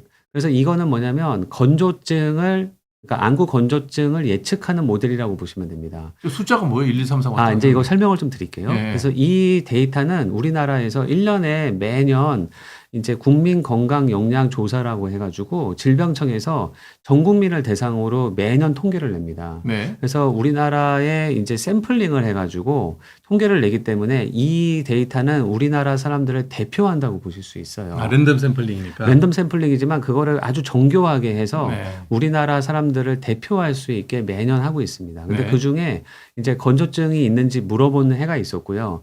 건조증이 있으면은 그러면 이분이 왜 건조증이 생겼는지를 분석할 수 있게 된 거죠. 빅데이터를 이용해서. 네. 그래서 맨 처음 한 작업은 그 건조증이 예측될 수 있게 예측 인자를 찾아서 그 예측 인자로 모델, 기계 학습이라고 하는데 인공지능 예측 모델을 만드는 거고요. 그러면 어떤 인자들이 안구 건조증을 유발시키는데 관련이 있다는 걸 알 수 있어요. 그럴 수 있죠. 그 다음에 그 인자들을 모아서 제가 네트워크 분석이라는 걸 한 거거든요. 네. 그게 뭐냐면 그 인자들 사이의 관계를 찾아줘요, 인공지능이. 네. 그러니까 인자들이 다 서로 따로따로 노는 게 아니라 같이 다닐 수가 있거든요. 그러면 그렇죠. 우리가 환자를 치료할 때 굉장히 도움을 많이 받을 수 있고 질병 메커니즘도 이해하는 데 도움이 됩니다. 그래서 여기를 보시면 제가 직관적으로 만든 네트워크인데 빨간색이 뭐냐면 건조증을 유발시키는 인자들을 표현한 거예요. 아, 리스크 팩터니까 빨간색으로. 맞습니다. 예, 네. 그리고 녹색은 이제 보호해주는, 아, 예, 이렇게 보호해주는 인자라고 보시면 되겠고요. 클수록 저 원이 클수록 영향력이 큰 거예요. 크다. 예, 그래서 네. 아주 위험한 인자라는 거고 작을수록 기여도가 좀 적다고 볼 수 있고요. 네.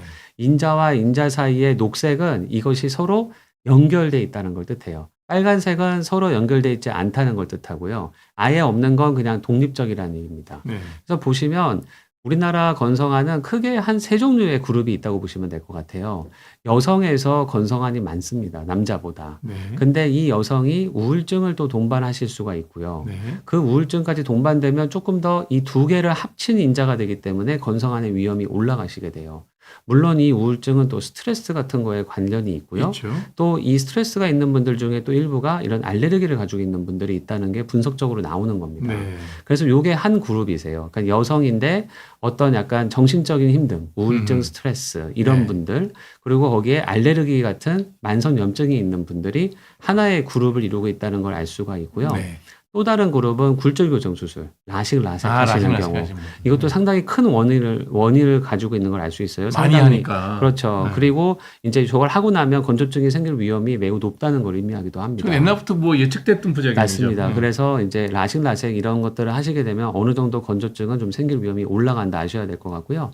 세 번째 그룹은 나이가 들면 또 건조증이 생길 위험이 많으세요. 뭐 노화는 모든 예, 맞습니다. 눈물이 또 잘 안 나오고 의외로 아까 말씀드린 기름 부족형 건성환이 많이 생기세요. 네. 사실 이 모양은 이 세 개가 연결되어 있는 모양은 이분들이 기름 부족형일 확률이 많다는 걸 뜻합니다. 왜냐하면 콜레스테롤 약을 먹는다는 건 지질 이상이 있다는 걸 의미할 수 있거든요. 그렇죠. 근데 우리가 지금까지 계속 얘기한 게 기름이잖아요. 그러니. 그 네. 기름이 뭔가 지질 이상과 연결이 있을 수 있다는 보고가 많이 되고 있고요. 이게 콜레스테롤 약과 연결이 있다는 건 그런 거를 반증하는 거기도 합니다. 그러니까 그 약을 먹으면 약을 먹어서 그것 때문에 기름 부족이 생긴다고 하는 얘기도 하고요. 네. 약을 먹는 이유가 지질의 이상이 있는 거니까 있어서 약을 먹으니까 그 지질 이상 자체가 예, 또 그 아까 말씀드린 지방 기름, 부족형. 그 기름의 성질을 안 좋게 한다라고 네. 하는 얘기도 합니다. 네. 그래서 기름이 뭔가 문제가 있구나 연세가 드시면 그런 거 알 수 있고 백내장 수술을 이제 나이 드시면 많이 하시게 되는데 역시 수술하고 나서 건조증을 호소하시는 분들이 많으세요. 아니 렌즈로 갈아 끼웠다는 거 직접 뭐 연관이 있을 것 같지는 않은데. 예, 하지만 이제 눈을 많이 이렇게 건들잖아요 수술할 때. 그렇죠. 이제 그것이 하나의 영향이 되고 아주 재밌게 알려져 있는 사실이 수술하시고 나서 눈을 안 만지세요. 걱정돼서. 당연하죠. 그 환자 그런데 입장에서는. 원래 우리들이 알고 보면 세수할 때 세수하면서 이렇게 눈꺼풀도 닦으시거든요. 닦죠. 네. 닦으셔야 돼요, 원래. 아, 해야 되는구나. 닦으셔야 돼요, 원래. 안에 근데 눈 렌즈가 이상해지지 않아요? 그러니까 그 걱정이 생기셔가지고 수술하시면 눈을 이렇게 피해서 닦기 시작하시거든요. 아. 그러면 여기에 맨날 기름이 꼬이는데 네. 그걸 안 닦기 시작하니까 기름에 문제가 생기고 기름 부족형 건조가 생기기가 매우 쉬우세요. 그래서 물론 처음에 백내장 수술한 직후에 막 물로 닦고 그러면 안 되죠. 그건 안 되고 저 같은 경우에도 2주가량은 특별히 이렇게 기름 닦는 제품이 있어요. 여기를 닦아주는, 닦는. 그러니까 눈세수용 제품이 있어요. 아주 깨끗한, 네. 그러니까 오염이 안 될 수 있는. 그래서 그걸로 2주 동안은 물세수 없이 닦게 해드리고 2주가 지나면서부터는 오히려 세수를 잘 하셔야 된다고 설명을 드리고 평상시처럼? 있어요. 그럼요. 네. 그거를 근데 그걸 기점으로 계속 안 하시는 분들이 계시거든요. 교육이 잘 돼야 되겠다. 맞아요. 2주.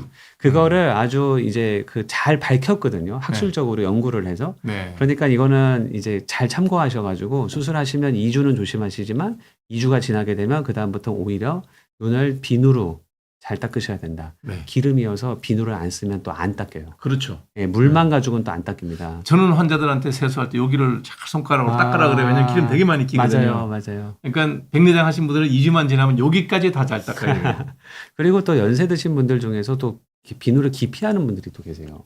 몸이 건조해지니까. 예, 뭔가 좀 안 네. 좋으시대요. 그러면 하여튼 좋은 비누를 어떻게 잘 좀 하셔가지고 하여튼 비누 세수가 중요하다. 그래서 이렇게 우리나라는 3가지 타입이 있다는 거를 제가 알게 됐고요. 제가 제일 궁금한 건 네. 7번, 11번은 표시도 안 돼 있는데 저게 뭘까? 저거는 이제 여기 보면은 분홍색인 거라서 이거는 네. 통계적으로 의미가 없는 거라서 제가 표시를 안 해놓은 거예요. 그런 그러니까 거구나. 요거는 신경을 안 쓰셔도 될 것 같고요.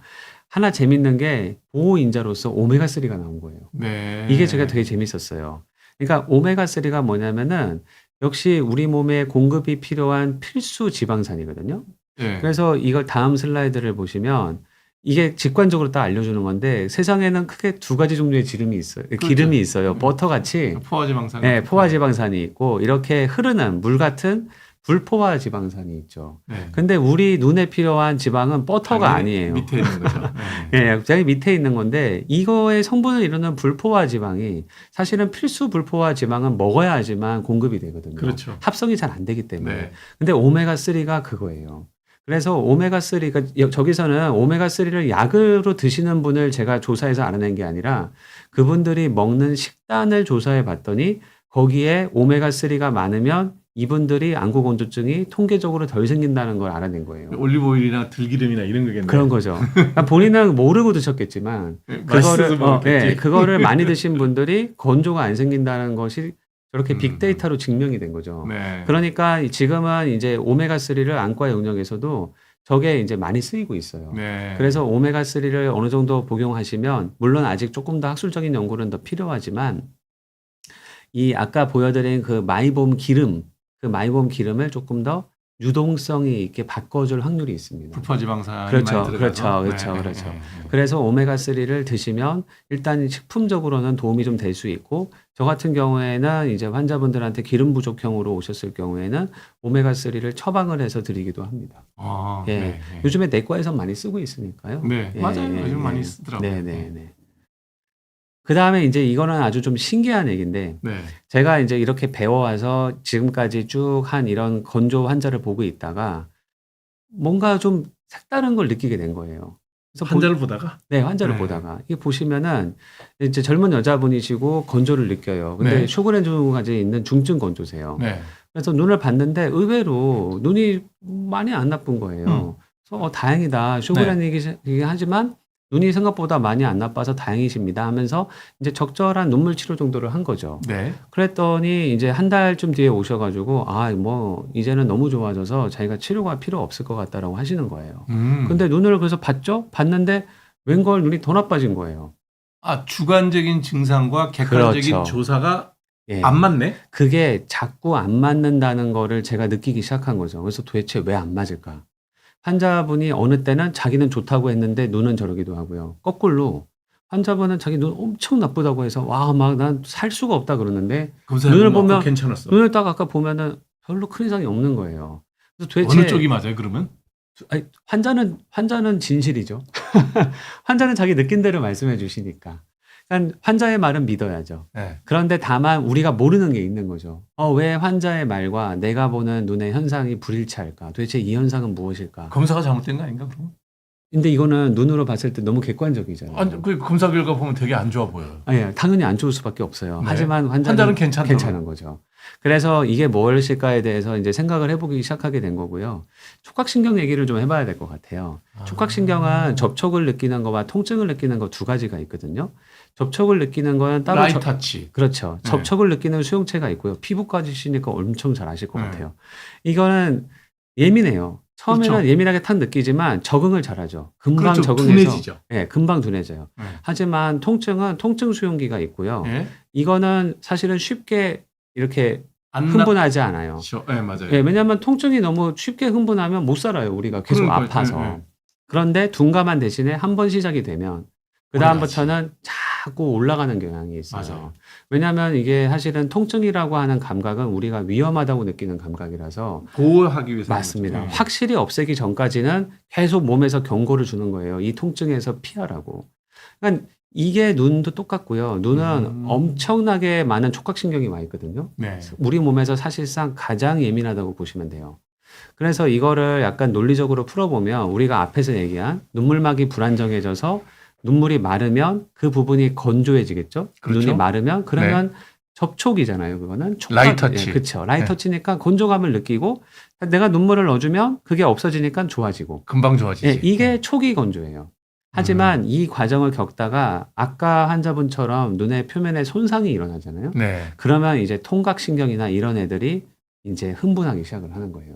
앞에 그리고- 먼저 이게 가벼운 촉감은 그쵸. 사라져 버리는구나. 둔해져 그쵸, 버리는구나. 그쵸. 그거는 이제 별로 문제는 안 되지만, 이제는 통각신경들이 막 시작을 하니까, 이 통각신경들은 아까 말씀드렸던 대로 신경 자체가 신경성 염증을 만들거든요.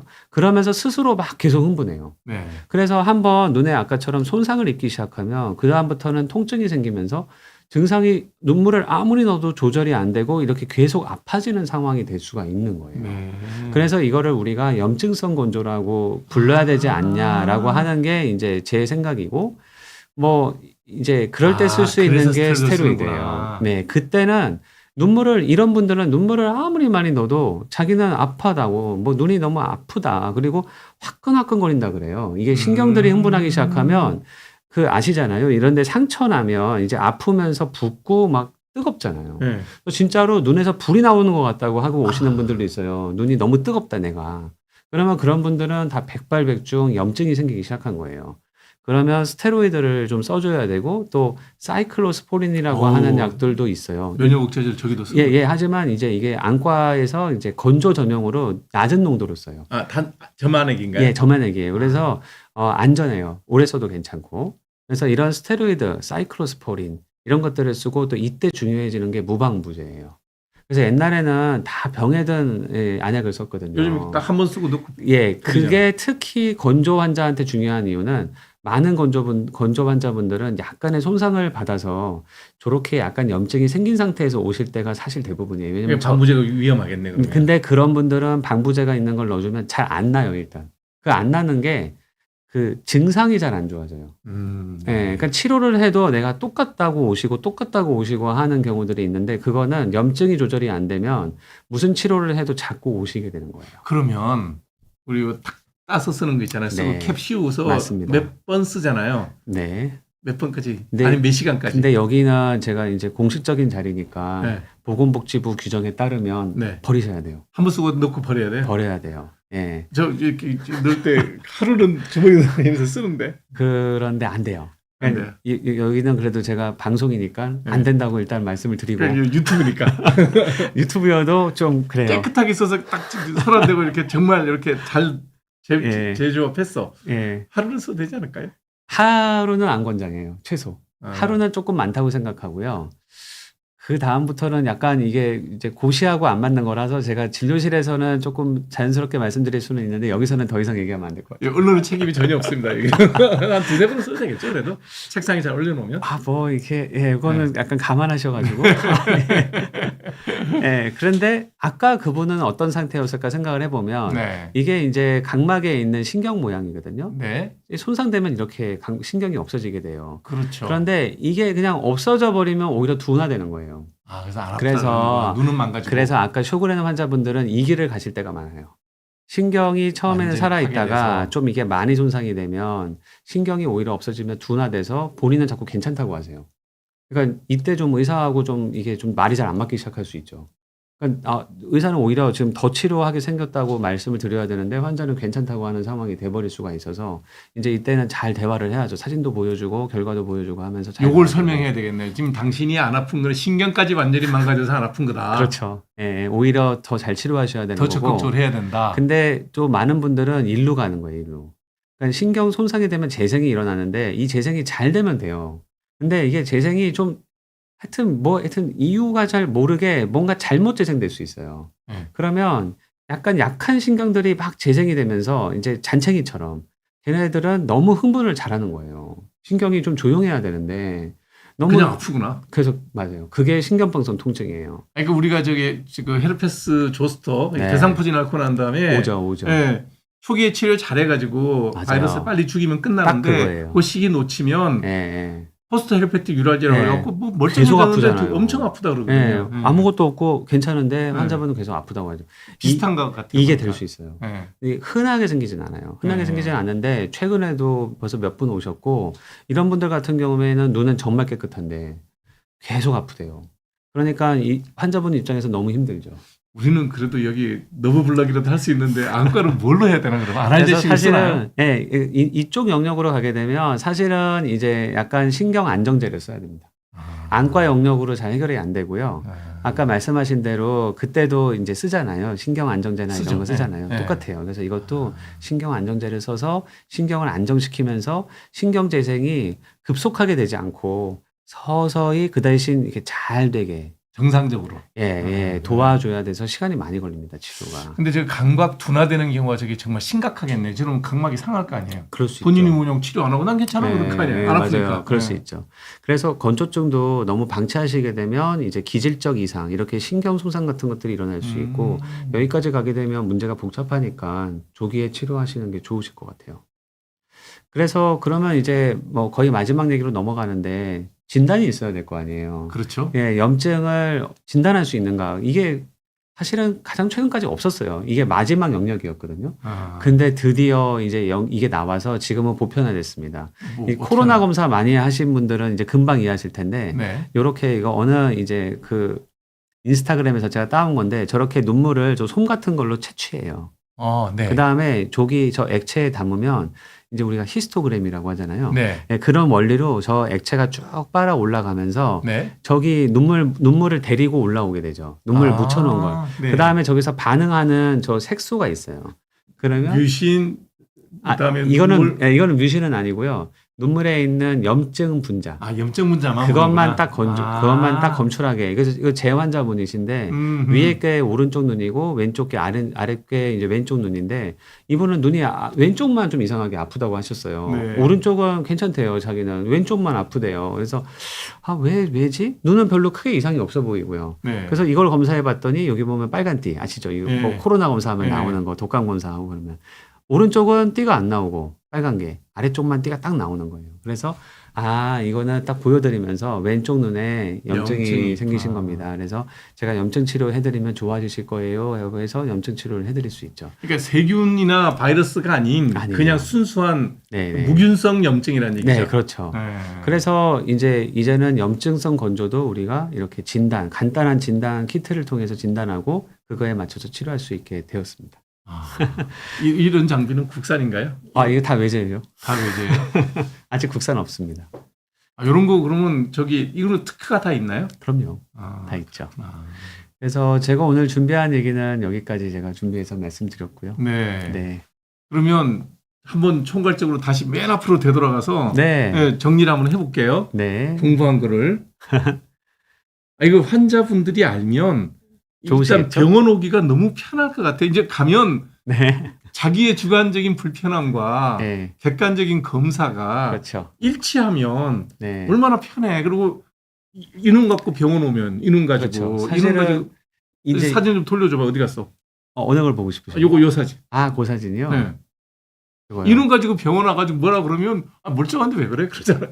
사실은 그래서 이제 제가 좀 당황할 때가 네. 자꾸 뭐 이런 거 하지 말고 그냥 나 눈 보고 약 달라고 하시는 경우들이 좀 있거든요. 근데 제 입장에서 너무 곤란한 게 이걸 보고 아무것도 할 수가 없어요. 그러니까. 눈물이 투명해서 아무것도 할 수가 없고 최소한 여기까지는 제가 볼 수 있게 해주셔야 제가 그래도 건조가 있는지 없는지 감별하고 또 그나마 그 중에서 대략 어느 쪽 분위기일 거다라는 걸 제가 알아서 약을 선택해 드릴 수 있거든요. 이 검사하는 과정에도 어려움이 되죠? 그럼요. 네, 이거는 그리고 어렵지도 않죠. 그냥 그러니까. 앉아 계시면 제가 바로 해서 보는 거니까. 네. 그래서 최소한 여기까지는 할 수 있게 좀 협조해 주셔야 되는. 환자들은 그냥 자꾸 인공 눈물만 달라고 처방해 예, 달라는 예. 거구나. 근데 그거는 눈물 부족형일 때는 되는데요. 네. 나머지는 그거 가지고 잘 안 돼요. 나이 들고 만성적으로 눈이 뻑뻑하다 그러면 1, 3번일 가능성이 상당히 높네요. 저게. 그렇죠. 네. 연세 드시게 되면은 이제 기름 부족형 많이 생기고요. 젊은 사람들이 컴퓨터 많이 했다 그러면 이제 또 눈물 기름 부족- 부족형, 기름 부족형. 그것도 기름 부족형 많이 생기고 어. 컴퓨터 많이 하고. 예. 예. 그래서 저게 혼합된 경우도 있겠네요. 그래서 장비가 도움이 필요한 거예요. 아. 사실 예전에는 이제 이게 섞이면 이게 아리깔깔해지거든요. 막 섞이면 이제 막 이게 이거 뭐 잘 모르게 돼요. 저게 세 가지가 합쳐진다고 생각해 보세요. 그러면 그러니까. 패턴이 좀 흐려질 거 아니에요. 네. 근데 이제는 장비가 있으니까 다 갈라내죠. 장비를 딱 넣기 때문에 기름이 부족한지 눈물이 부족한지 다 알아내죠. 예. 그래서 한 번만 좋아졌죠. 정확하게 진단되면 그 다음부터는 자기가 이제 아, 그것도 되게 좋은 말씀이신데 좀 이거는 그냥 근거가 있이 말씀드리는 건 아니고 경험으로 말씀드리는데 네. 조금 어느 형이시잖아요. 이 네. 중에. 네. 그러면 그 형이 몇 년 지나서 다시 오셔도 그 형일 때가 되게 많아요. 그럴 거 아니에요. 그 지병 같은 건데 약간. 그러니까 저는 그렇게 믿고 싶지는 않았어요. 네. 건조는 되게 다이나믹하고 이게 뭐 환경의 영향도 많이 받기 때문에 저는 그래도 뭐 환자분들이 막 옮겨 다닐 줄 알았거든요. 뭐 네. 제가 오늘 볼 때는 뭐 점액 부족형이고 뭐 6개월 뒤에 볼 때는 눈물 부족형이 돼서 오시고 그럴 줄 알았어요. 근데 실제로 환자분들을 만나다 보면은 거의 이 중에 어느 하나나 두 개의 결합으로 그냥 이렇게 계속 오세요. 몇 년 지나도. 저는 한쪽이 고정될 거라고 생각을 해요. 아, 그러세요? 왜냐면 똑같은 그 눈물이 세 층이 있는데 아, 약한 쪽이 있는데 그것도 나는 기질적으로 타고난다고 보거든요. 그런가 봐요, 진짜로. 네. 그래서 뭐 한 번 아시면 도움은 좀 되실 것 같아요. 내가 어느 타입인지 아시면 마치 체질을 좀 이렇게 알아내듯이 그러니까 네. 어느 타입인지 아시면 아, 내가 앞으로 어떻게 관리하는 게 효율적이구나라는 걸 좀 아시게 될 것 같아요. 약이 다 있잖아요 지금 저게. 지금은 약이 다 있고 네. 또 치료가 다 있고 네. 그러니까 너무 좋아졌죠. 예전에는 하나밖에 없었는데 사실은 눈물밖에 없었는데 지금은 다 있죠. 아, 제가 조만간 집사람 데려오면 가겠습니다. 네. 자, 여러분들 지금 이제 건성한 저도 공부를 굉장히 많이 했습니다. 그러니까 마이보미안 그랜드 하는 그 정도가 기억하는 거고 네. 그랜드 공부 참 많이 했고요. 물론 뭐 내가 안과 의사가 아니지만 정보를 알면 또 환자 보다가 이렇게 환자분한테 이런 검사 받아보세요라고 보내기가 참 좋을 것 같네요. 네. 네. 자, 질의응답을 조금 하겠습니다. 재밌는 질문들이 되게 많아요. 쭉 올려주세요. 짧게 좀 답해 주세요. 아랫눈썹 자꾸 찔러서 눈곱이 끼거나 눈물이 잘 오릅니다. 눈썹을 매번 뽑아도 소용없고 시력이 나빠지는 것 같은데 어떻게 하면 좋을까요? 눈썹은 많지 않으시면 제가 아까 중간에 보여드린 고주파가 있잖아요. 아, 이거 찌르는 거? 그거를 가지고 아. 그 눈썹 뿌리를 지져드릴 수 있어요. 네. 그러면 적은 수는 그렇게 해결할 수 있고요. 네. 너무 전반적으로 이제 말려가지고 찔리면 그건 성형안과적으로 약간 성형술을 하셔야 돼요. 밖으로 이렇게 약간 이벌전 시켜야 되는 거죠. 예, 그렇죠. 그래서 전체적으로 말린 거면 그렇게 하셔야 되고 두세 개가 계속 나면서 괴롭힌다라고 할 때는 고주파로 지져줄 수 있습니다. 선생님, 저희 어머니는 바람만 불면 눈물이 나신답니다. 일회용 인공 눈물 구매해서 상시 쓰고 있는데 이거 반대 아니에요? 맞아요. 근데 엄청 많이 오세요. 네. 나는 눈물이 나니까 눈물을 써. 이게 많으세요. 아까 지금 제가 얘기했던 눈물이 막힌 거 아니에요? 내려가는 하수구가. 그게 대부분이겠죠. 네. 근데 많은 분들은 오해를 하셔서 네. 건조가 있으면 눈물이 난다고 생각하시는 분들이 좀 의외로 많으세요. 아. 근데 논리적으로는 맞지 않잖아요. 그러니까. 물이 없으면 눈물이 안 나요죠. 그러니까요. 네, 근데 의외로 많으시고요. 그래서 실제로 지금 말씀하신 대로 눈물이 나시는 분은 건조를 먼저 생각하시는 것보다는 아, 내가 눈물 내려가는 게 좀 정상이 아닌가? 라고 생각을 하셔야 되고 특히 겨울에 자꾸 어려워하시는 이유는 겨울에 눈이 자극받아서 그래요. 아. 찬바람이라는 게 탁 들어오면 눈이 자극이 되잖아요. 눈물이 더 많이 나오겠네. 그러면 눈물이 확 쏟아지거든요. 네. 그러니까 이런 분들은 그 겨울에 탁 쏟아지는 분들은 눈물 부족형은 아닐 가능성이 훨씬 높죠. 눈물이 잘 나온다는 얘기니까. 네. 특히 자극을 주면 잘 나오면 눈물샘이 정상인 거예요. 그러니까 이런 분들은 거의 눈물 부족은 아니시니까 눈물 넣는 거는 안 권하고요. 이제 내려가는 게 뭔가가 안 좋은 거니까 거기를 잘 관찰해서 내려가는 거를 좀 도와주시는 게 좋고 네. 그 다음부터는 또 깊은 얘기인데 뭐 그거는 또 기회 되면 말씀드릴게요. 다음번에 네. 또 모셔서 듣도록 네. 하겠습니다. 목소리가 두 분이 너무 좋습니다. 감사합니다. 목 관리 비법? 이거는 우리하고 관계없는. 뭐 별건 없는데 지난번 지금 제가 강마루 교수님 그 성악하는 얘기 할 때 했잖아요. 아, 자기 그랬어요? 목소리 있지만 예. 이 복식 호흡 통해서 목소리 내는 것도 굵고 보기 좋더라고요. 아, 특별히 목 관리 비법 저는 없고요. 물 많이 먹습니다. 그냥 계속 아. 얘기를 많이 해야 되니까 저도 물 많이 먹는 게 제 음. 방법입니다. 안구건조증으로 눈이 따끔해서 안구건조증 치료에 인공눈물 처방받아 쓰고 있습니다. 네. 이게 처방받아 쓰고 있다 그러는데 이 검사를 안과에서 다 루틴으로 대부분 다른 선생님들 하고 계신가요? 지금 안구건조증 말씀하신 거? 그럼요. 제가 말씀드린 거는 사실은 이제 건성환 중에서도 저는 건성환을 전문으로 보는 이제 그런 의사에 속해서 네. 사실은 오늘 말씀드린 이것이 안구 건조증의 이제 기본적으로 하는 치료라고 하긴 좀 어렵고요. 네. 이제 좀 깊이 들어가기 시작하는 부분까지 포함되어 있다고 보시는 게 좋을 것 같습니다. 네. 그러니까 그냥 지금 인공눈물 처방받아서 만족스럽지 않다 그러면 그때는 좀 깊이 들어갈 필요가 있죠. 우리 예, 선생님 찾아뵙고 좀 예, 도움을 예, 받는 게 좋을 것 같네요. 예. 50대 후반 눈물이 더 많이 난다. 바람 불 때 그렇다. 아까 말씀드린 그거죠. 그거죠. 낮에 괜찮다가 새벽에 자다가 눈이 너무 가려워서 비비거나 눈 앞머리를 누르고 이거 왜 그러죠? 이거는 알레르기 생각 많이 해보셔야 돼요. 특히 자다가 그러시면 이게 우리나라 분들 중에 진먼지 알레르기 많으세요. 카페트, 침대. 근데 침대에 특히 많거든요. 네. 이 베갯잎하고 베개. 그래서 네. 이렇게 자다 보면 노출이 많이 되는 거예요. 뒤척이다가. 네. 그러면 이제 자다가 막 가려운 거죠. 아. 그래서 저도 그런 환자분들이 너무 많아서 이제 자기 전에 항히스타민제라 그래서 알레르기 치료 안약을 넣고 이게 자게 하는 분들이 많고요. 알레르기가 있으면 염증이 있다 그랬잖아요. 네. 신기한 게 염증이면 아까 염증성 건조 말씀드렸는데 어떤 염증이든 염증이 좀 생기잖아요. 그러면 약간 건조를 느껴요. 그렇겠네요, 그거는. 네, 그게 거꾸로도 통해요, 실제로. 아. 그래서 이 많은 분들이 이거 굉장히 혼돈하고 오시거든요. 그러니까 제가 봐보면 알레르기더라고요. 그런데 나는 건조증이라고 해서 오시는 분들이 있어요. 근데 그런 분들은 건조니까 눈물이잖아요. 뭐 눈물을 계속 넣어요. 근데 아무리 넣어도 건조가 해소가 안 되는 거예요. 왜? 눈물이 안 나와서 건조를 느끼는 게 아니고 알레르기 때문에? 염증이 있어서 느끼는 거거든요. 그래서 이런 분들은 눈물은 이제 다 그만두시고 알레르기 치료를 해보세요 해서 치료를 하면 건조가 좋아져 버려요. 원인이 제거됐습니다. 그 제가 사실 그거는 건조가 아니었던 거죠. 건조증이 있었던 거죠. 이분한테 제가 네. 권해드리고 싶은 거 뭐냐면 침대 청소하는 거 있습니다. 좀 번거롭지만 주무시기 전에 저는 매일 하고 자는데 정말 청소해 보면 야, 내가 여기서 잔다는 게 정말 무서울 만큼 많이 나와요. 진짜 그렇군요. 네, 그 청소기를 진공 청소기, 침대 전공 네. 청소기 있어요. 그 가운처럼 있더라고요. 생긴 거. 네, 네. 네. 그걸 하고 필터를 꺼내서 이제 버리는데 그걸 보면 정말 엄청납니다. 예. 꼭 해야겠네요. 예, 이런 분이면 알레르기가 있다 그러면 그 침대 청소기 그렇게 비싸지 않아요. 예, 사서 청소 깨끗이 하고 주무시고 안과쌤 도움 받으시면 좋을 것 같네요. 네.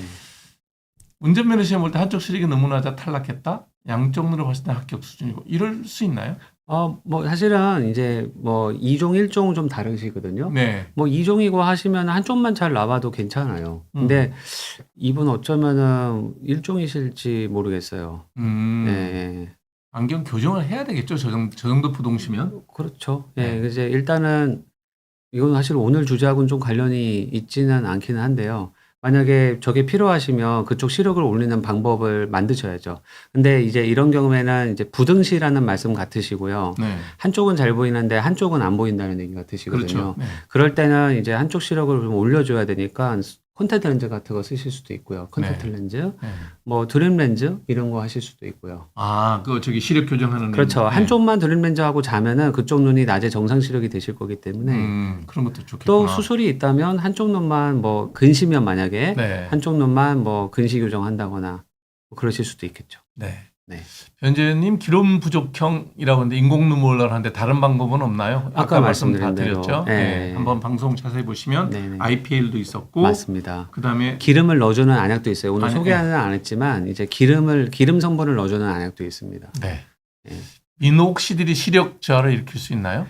꼭 그렇다고 뭐 볼 수는 없을 것 같습니다. 네, 저도 뭐 그런 경우는 본 적은 없어요. 네. 30년 전부터 안구 건조증인데 수년 안과의 원인을 모르고 다니다 선생님 바뀌고 드라이 아이라고 눈물 구멍에 아까 실리콘 그거네요. 끼우고 네, 그거구나. 눈점막에. 예, 예. 네. 눈이 내려가는 하수구를 막아버리는 거죠. 네, 예. 나이 드니 눈이 또 쪼여요? 다른 원인이 생기셨을 가능성이 있죠. 아하. 예. 건조증은 말씀드린 대로 원인이 하나가 아니니까. 네. 예. 저거는 이제 눈물 눈물 부족은 부족형은 해결되겠죠. 해결되는데 예. 다른 아니면은 넣어놨던 게 빠졌거나 뭐 여러 가지 상황도 있으니까요. 검사를 다시 받아봐야 네, 되겠네요. 네. 알레르기가 안구건조증 받았던 청년입니다. 알레르기가 안구건조 아까 설명드렸죠. 예, 네, 저거는 네. 잘 감별하셔야 돼요. 네. 두 개 같이 있을 수도 있어요, 당연히. 그러니까요. 네. 네, 네. 70대 초반 안과에서 백내장할 때가 됐다 하는데 이거 어떻게 생각하세요? 저는 불편하지 않다. 사실 이거는 오늘 주제는 아니긴 하지만 백내장 수술을 해야 되는 이유는 시력 회복이에요. 그렇죠? 가장 1번이. 그래서 네. 저도 그걸 가장 중요하게 생각합니다.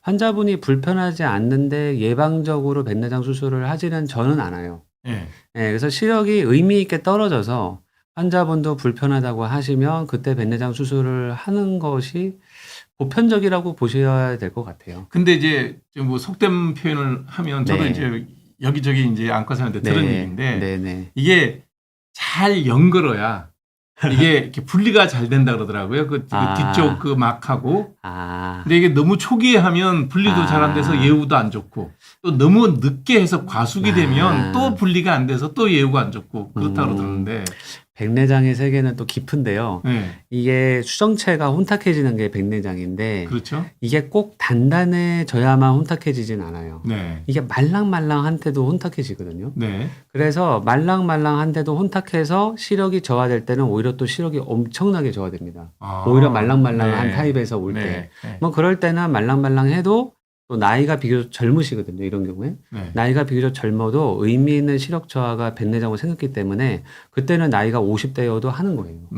하지만 나이가 70대셔도 이게 백내장이 아직은 충분하지가 않아서 시력에 영향을 많이 안 주는 상태라면 꼭 하실 필요는 없는데 제가 그냥 추가로 말씀드리고 싶은 거는 연세가 너무 많이 드시면 수술 결과가 조금 못할 수 있어요. 이게 너무 시간 끌어도 안 된다 그러더라고요. 그러니까 백내장이 심해지는 것도 있겠지만은 조직이 약해지거든요. 그러니까, 예. 조직이 약해지게 되면 수술 합병증 위험이 올라가시게 되거든요.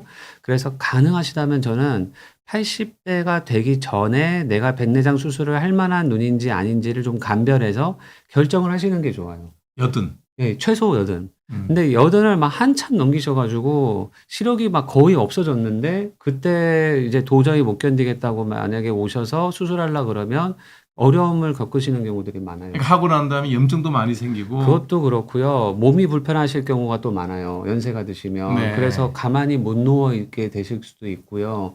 뭐 이게 여러 가지 또 병이 생기시면서 막 뭐 이렇게 몸이 떨린다거나 뭐 아니면 약물을 뭐 끊어야 되는데 그 약물을 못 끊거나 하여튼 복잡한 문제가 생기기 시작해서요. 제가 조언드리고 싶으신 거는 80대 전에는 나의 백내장의 수준에 대해서 한 번쯤은 꼭 안과에 가셔서 아, 이게 문제가 될 만한 백내장인지 아닌지 정도는 살펴보시라. 그래서 하게 된다 그러면 80여든 전에는 하는 게 좋다. 가능하다면. 아, 우리 진영은 네. 좋은 답 들으셨어요? 70대 네. 초반이니까 향후 10년 안에는 예. 수술을 결정을 해야 되겠네요. 만약에 하실 거면. 네. 예. 금사상 이상이 없다는데 백화점이나 대형마트 다녀오면 아. 눈이 가렵다. 많죠, 이런 분은.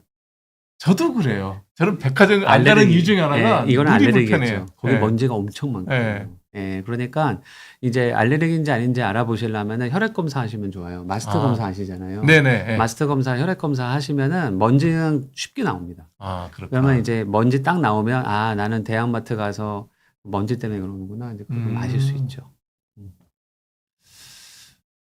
윤희님, 저는 당뇨가 있어서 매년 옵토맵 네, 검사를 합니다. 저런 장비가 있습니다. 네, 뭐 하는 네. 검사요? 아, 안저 촬영 장비인데 네네. 네, 가장 신식 장비예요. 예, 예. 예.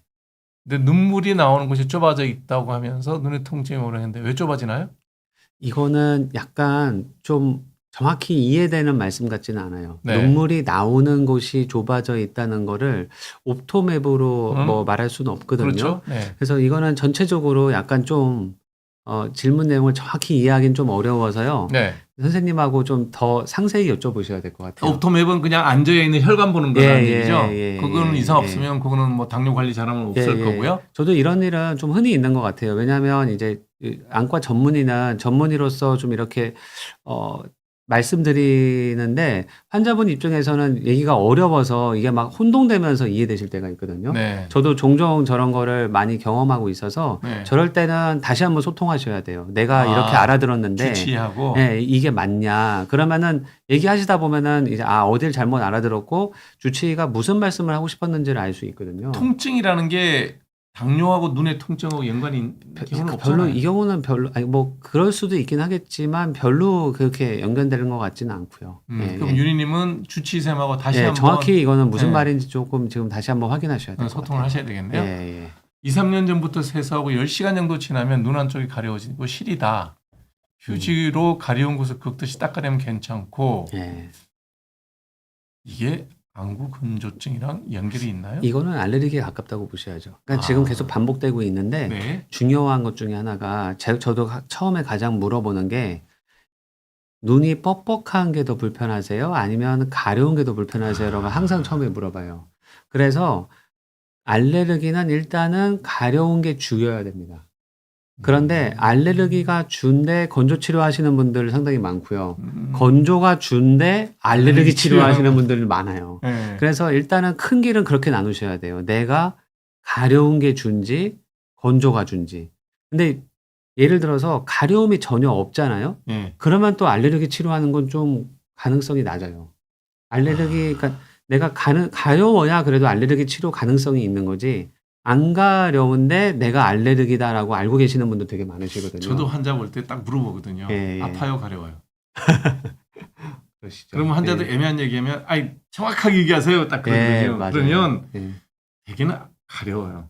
아, 그러니까 왜냐하면 아픈 거를 사람들이 아프면 아프다 그래요. 아, 뭐. 그래서 애매하게 얘기하면 정확하게 얘기해 보세요. 그러면 대부분 가렵다 그래요. 그게 이제 우리가 그 대상포진이나 네네. 그런 바이러스성 질환은 아프거든요. 그렇죠. 그건 딱 근데 아프다고 초기 그랬죠. 병제는 보면 빠개에서 섭진하고 비슷해 보여. 아, 질문으로 물어본 거예요. 아파요, 가려워요. 중요한 질문이신 것 네, 같습니다. 이거 똑같구나. 네, 비슷해요. 네. 예. 가려우세요, 뻑뻑하세요. 그렇죠. 아, 네. 이분이 지금 치과에 갔다가 부비동에 농차 있다는 얘기는 저게 지금 비염도 있다는 얘기거든요. 그렇죠. 그럼 네. 알레르기 가능성이 훨씬 네, 많네요. 알레르기 비염이나 이런 게 같이 있을 같이 확률이 있을 좀 가능성이 있으신 훨씬 거죠. 많네. 예.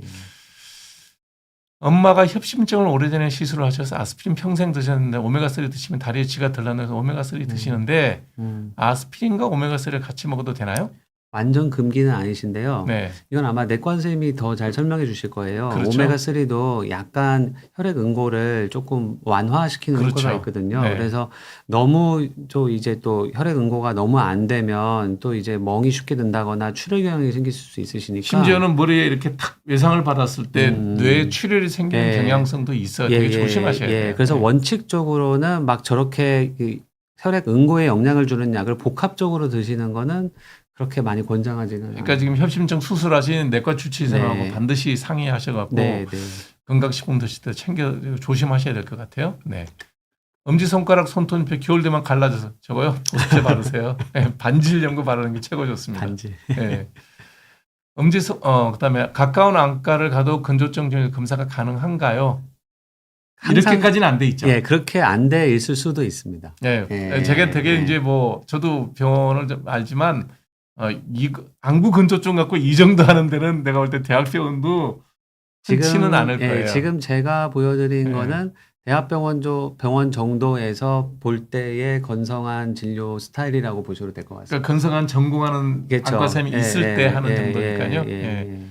예. 뭐 심한 경우라면 우리 남 원장님 한번 찾아뵙도록 하시죠. 네.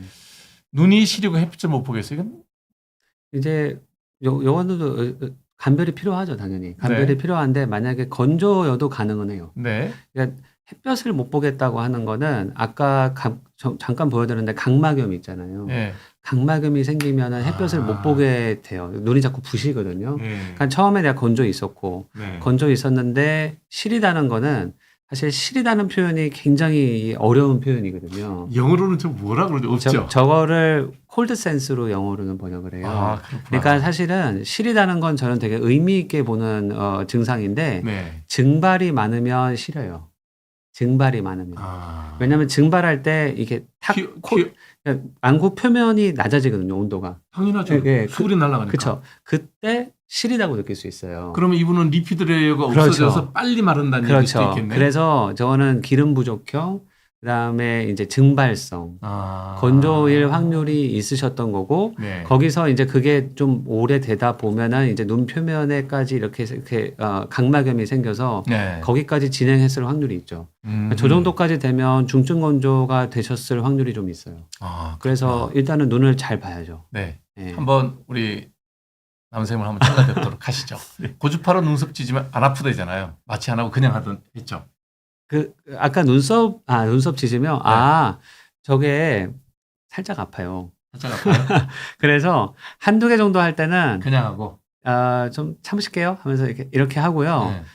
정 서너 개 정도 해서 좀 많이 참기 힘드실 것 같으면은 마취를 해드리긴 해요. 그러니까 저만제로. 저만제가 아니고 이게 피부에다 해야 되니까 피부에다 아. 리도케인 같은 걸로. 잘못하면 멍들고 왜 이래 더 예, 예. 근데 참는 그래도 게나. 해야죠. 예. 근데 예. 참고 하실만해요. 예, 저도 참을 만하다고 생각해요. 제가 고주파 별로 안 아파요. 예. 근데 뭐 얼마 전에 해드린 환자분은 나중에 끝나고 나니까 엉엉 울고 계시더라고요. 이게 아니, 진짜, 의사들 아니, 차이야. 이게. 아니, 용감하게 했는데 끝나고 나니까 좀 긴장이 풀려서 그럴 좀 거야, 눈물이 아마. 나나 보더라고요. 예. 저는 뭐 제 손에 있는 뭐 레이저 치료할 때 이렇게 보고 내가 하거든요. 예. 저는 왼쪽 눈꺼풀 앞쪽 왼쪽 눈꺼풀의 위 앞쪽으로 눈꺼풀 안에 좁쌀처럼 뭐가 만져지는데 2년 정도 됐다. 이게 뭐지? 비립종 같은 건가? 이게 눈꺼풀 안이기 때문에 비립종일 확률은 조금 많지는 않은 것 같고요. 그냥 제가 느끼는 느낌은 이런 분들도 가끔 오시는데 네. 다래끼를 한번 앓고 난 다음에 남은 찌꺼기일 확률이 있어요. 아. 그걸 우리가 살립종이라고 따로 부르거든요. 아. 좁쌀처럼 너무 작으면 그냥 놔두시는 게 나아요. 그거를 해결하기가 쉽지가 않아요. 살립종 영어로 뭐라 그러죠? 칼라지온이라고 부르죠. 아. 예. 쇼그렌 증후군 진단받았는데 햇볕에 노출되면 따가운 증상을 나쁘는데 인공눈물 네. 외에는 근본 해결책이 없을까요? 요 아까 말씀드린 내용과 조금 연관되는 얘기예요. 아마 눈 표면에 문제가 생기셨을 거고요. 그 눈 표면이 일단은 나을 수 있게 도와줘야 되고 그게 눈 표면이 저렇게 됐다는 얘기는 눈물 부족이 해결이 잘 안 되고 있을 확률이 많아요. 그렇죠. 쇼그레는 눈물샘이 망가지면 눈물이 매우 안 나오거든요. 그렇죠. 그래서 많은 경우에는 사실은 눈점막에까지는 가게 돼요. 쇼그레는. 아하. 그래서 이 경우에는 조금 적극적인 그러니까 인공 눈물만 가지고 안 되실 확률이 많고요. 원래 조금 더 적극적으로 가시는 게 좋으실 것 같아요. 따가움 증상이 생겼다는 얘기면 각막에 손상이 있다라고 봐야 되겠네. 통증을 느끼기 시작하는 거죠. 그러니까. 아까 말씀드린 대로 이제 접촉 촉각을 지나서 네. 약간 이제 신경염이 생겼다고 봐야 신경이 자극이 되는 거예요. 저거. 네. 네. 보다 더 적극적으로 좀 치료를 받으시면 좋을 것 같네요. 예. 파지오는 어떤 약인가요? 저 알레르기예요. 아. 가장 기본적인 알레르기야. 요즘에 가장 많이 쓰는. 네. 예. 나이가 들면 밖에 나갔을 때 찬바람에 눈물 나는 거 아까 예, 말씀드렸어요. 예. 라식 수술 후 습빛 번짐이 살짝 있긴 한데 시간이 지나도 처음으로 돌아오진 않겠죠. 이거는 이유가 달라요. 건조는 아니고 네. 수술하시는 분들은 다 설명드리는데 동공이 밤에 좀 커지면서 음흠. 그러면서 사실은 수술한 부위 밖으로 동공이 커지기 때문에 그래요. 그러니까 동공이 빛이 들어가는 건 동공으로 만들어 가거든요. 그렇죠. 근데 수술한 이거 안에 동공이 다 들어가면 저 문제가 없어요. 네. 근데 밤에 동공이 커지면서 수술해 줬던 그 깎는 부위를 벗어나서 동공이 커지는 거예요. 그렇게까지 어두운 데 가면 커질 수 있어요. 아. 예, 그러면은 이 수술된 부분으로 빛도 들어오고 안 된 부분으로 들어오잖아요. 네. 그러면은 이제 차이가 있지. 초점이 하나가 아닌 거예요. 그렇지. 예, 예. 그러면 이제 그때 이제 빛 번짐이라는 현상을 느끼시게 돼요. 그러면 저기 아예 좀 더 크게 주면 안 되나? 뭐 무작정 크게 할 수는 없고요. 그 적당한 크기까지 해야 일상적인 생활을 예, 기준으로만 하기 때문에 예, 이런 분들은 야간 운전을 안 해야 되는구나. 야간 운전이 조금 불편하실 수 있고 야간 운전이 정만이 불편하시면 네. 이제 살짝 동공 수축해주는 성분의 안약이 있거든요. 이제 아. 그거를 밤에 운전할 때는 좀 쓰고 하시는 것도 괜찮아요. 그러면 반대로 빛 들어오는 양이 적으니까 예. 암 적응이 좀 부족할 수 있잖아요. 근데 그 정도는 아니죠. 아, 예, 그 정도는 여튼, 아니죠. 예, 예. 1년에 한 번꼴로 각막이 찢어서 아. 고생하고 이게 또 무슨 얘기예요? 저는 처음 듣는 얘기인데 각막이 1년에 한 번 찢어지는 건 사실 뭐예요? 이거는 이걸로 고생하시는 분이 너무 많아서 네. 요즘에는 좀 멀리서도 찾아오세요. 이거 치료하고 싶으셔가지고 이거를 우리가 재발성 각막 미란이라고 부르는데 아, 있구나. 예, 잘 모르죠. 근데 이걸 겪고 계시는 분들은 엄청 고생을 하시고 적지 않은 수가 계세요. 아플 거 아니에요. 엄청 아파요. 그러니까. 그러니까 이게 처음에 어떻게 생기냐면 네. 처음에 좀 약간 심하지 않게 다쳐서도 생기세요. 그러니까 아. 제가 만났던 분들은 뭐 아이가 손가락으로 한번 이렇게 깐난아기가 잘못해서 엄마 눈을 찔렀는데 그 다음부터 계속 저게 생기는 거예요. 나도 옛날에 한번 수영하는데 어떤 사람이 내 눈을 확 헐겨가지고 아, 그럴 수 있어요. 눈이 손가락에 이렇게, 예. 다치는 경우가 많아요. 손가락에. 그리고 뭐 나뭇가지에 쓸리신 분도 최근에 왔었고. 아 그게 아무래도 저기 1년에 한 번씩 절 수가 있어요? 근데 그게 원래는 이제 상처가 난 다음에 나면 끝나야 되잖아요. 그렇죠. 근데 이게 상처가 난 다음에 아물었는데 약간 표피가 우리는 상피라고 부르는데요. 각막에선 상피가 약간 완전히 부착이 안 되고 느슨하게 난 다음에 자꾸 벗겨지는 거예요. 아이고. 그게 그럴 수 있어요. 아. 예, 이 눈이라고 하는 거는 좀 이게 하루 종일 계속 깜빡이잖아요. 그러니까요. 그러니까 아. 눈 표면이 계속 쓸리기 때문에 이게 좀 부슬부슬하면은 자꾸 떨궈져 나갈 수 있는 확률이 있는 거거든요. 그러니까 그렇게 한번 뭔가 날카로운 거로 잘못 다치면 자꾸 깜빡일 때 거기가 벗겨져요. 이게 특히 아침에 일어날 때 첫 눈을 뜰 때 딱 벗겨지거든요. 아 그때 저게 이제 1년에 한 번. 예, 예. 왜냐면 밤에 잘 때 눈물이 일단은 안 나와요. 밤에 잘 때는 눈물 안 나오거든요. 눈 계속 감고 있으니까. 예, 감고 있을 때 눈물 나면 눈물 계속 흐를 거 아니에요. 그러니까, 그러니까 알아서 눈물이 딱 안 나오게 멈춰준단 말이에요. 나올 필요도 없잖아요. 없죠, 눈을 없죠. 덮어요. 예, 그러고 있다가 첫 번째 딱 뜰 때 그때 약간 뻑뻑한데 그때 확 벗겨지는 거예요. 아이고. 그래서 이게 한번 벗겨지면 뭐 눈을 뜰 수도 없고 엄청 아프고 그래서 뭔가 치료를 하는데 잘 안 될 때도 있고요. 치료를 하고 좋아진 것 같은데 또 좀 지나면 또 떨어지고. 어떻게 해야 돼요? 여기서부터 깊은 얘기예요. 아. 깊은 얘기라서 이제 그거를 잘 부착시켜주는 시술을 좀 해드려야 그러니까 되는데. 이렇게 약간 잘 잘라내고 수처를 잘한다거나. 아니요, 그런 거는 수천을 아닌가요? 할 수가 없고 눈동자는 그렇게 하면은 혼탁이 생겨서 안 되고. 안 돼서 투명하게 잘 낫게 해줘야 되는데 이제 한 작년부터 각막 기질 천자술이라고 하는 게 보험이 되기 시작했어요. 그게 좀 바늘 같은 걸로 눈 각막을 탁 이렇게 찔러줘가지고 그 느슨하게 붙지 않고 얘가 착 달라붙게 해주는 치료를 하거든요. 그래서 이제 그거를 받으시면은 좀 좋아지실 수 있고 그거 외에도 약물 치료가 있고 한데 요 영역은 이제 각막 전문의 좀 영역이라서 맞아. 안과 선생님도 각막 전문으로 따로 계시더라고요. 제가 각막 전문이어서 아. 이제 제 영역이거든요. 저 네. 영역이. 그래서 이거는 이제 많이 고생하시면 각막 전문을 전공을 하신 좀 선생님을 찾아가서 만나 뵈면 도움을 받으실 수 있을 거예요. 아유 웃기지만님 질문 제때 잘하셨네요. 우리 남상민 원장님 만나 뵙도록 하시죠. 네. 뭐 인공 눈물 자주 사용해도 될까요? 크게 문제는 없다고 보셔도 될 것 같아요. 근데 이제 제가 좀 권해드리지 않는 거는 한 번에 한 방울. 안 만드나. 한 방울만. 그 일회용인데 한 번 쓰고 버리면 어떡해요? 여러 번 넣을 수 있는데. 그게 이제 여유롭게 만들어 주신 거라고 생각하셔야 돼요. 쓰고 버리는 게 원칙이에요? 아이. 근데 이거를 막 씻어내는 분들이 계시거든요. 그럼 그거는 안 권해요. 이게 음. 아깝다고 말씀하신 대로 막 한글 다 써버리는 거예요. 근데 그거는 아까 말씀드린 눈물이 물이 아니거든요. 물과 기름과 점액이 있잖아요. 너무 저걸로 물로 씻어버리시면은 나머지 성분이 좀 없어져요. 그러니까 기름 날아가고 뮤신 점액 날아가고 그러니까 예. 외려 나쁠 수가 있네. 그러면 한 번에 한 방울. 좋을 게 없어요. 그러니까 좌우에 한 방울. 모든 안약은 한 번에 한 방울. 예. 중요한 얘기 또 배웠다. 눈을 감았다 뜨면 눈을 만지면 욱신거리는 아픔이 있다. 이건 각막에 염증 있는 거 아니에요, 이거? 그럴지도 몰라요. 이게 네. 만지면 욱신거리는 건 정상적인 게 아니거든요. 그러니까요. 예, 지금 너무 눈이 많이 예민해져 있을 확률이 있고요. 네. 왜 그런지는 좀 살펴보셔야 될 것 같아요. 네. 건조 때문이라면은 저거는 아까 말씀드린 거기까지 간 거예요. 그 마지막 말씀드린 신경병성. 네. 그냥 신경염 정도가 아니라 신경병성. 아. 그냥 가만히 있어도 뭔가 건들면 아픈 촉각이 통증이 되면 안 되거든요. 네. 촉각이 통증인 게 이상 통증인 거예요. 그러니까 스치면 그냥 스쳐야 안 돼요. 되는데 예, 스친데 아프면 아프다 그러면 아프면 그거는 안 이제 돼요. 예, 뉴로패티가 그러니까 온 거구나. 맞아요. 그러니까 저거는 확인을 좀 해보셔야 될 것 같아요. 네. 예. 비듬은 일단 저기 지루성 두피염 치료하면 되거든요. 예, 나중에 또 설명드릴게요. 녹내장 초기 10년 차 안약을 밤에 한 번 넣고 있습니다. 예. 이것 때문에 눈이 건조할 수 있나요? 뭐 꼭 저것 때문이다라고 딱 집어서 말하기는 좀 그렇지만 녹내장 약들은 어느 정도는 다 눈에 불편을 초래하는 부분들이 있어요. 특히 오래 쓰면은 눈에 염증 같은 게 일어날 확률이 꽤 많아지거든요. 밤에 한 번 쓰는 약은 이제 좀 염증과 관련이 있는 약이에요, 녹내장이. 그래서 자꾸 염증이 만약에 생기면 아까 말씀드렸던 대로 저것이 눈물을 마르게 하지는 않았다 하더라도 염증 때문에 염증 때문에 건조. 건조증을 느낄 수 있어요. 네. 그러니까 어느 쪽인지 잘 살펴보시고요. 만약에 네. 건조 쪽이면 건조 치료해야죠, 당연히. 근데 건조는 사실상 아닌데 내가 건조감을 자꾸 느끼는구나. 그쪽으로 가셨으면 네. 이제 염증 치료를 좀 아까 사이클로스포린이나 그런 거 있죠? 네. 그런 것들을 조금 도움을 받으시면서 조절하시는 것도 좋을 것 같아요. 네. 음.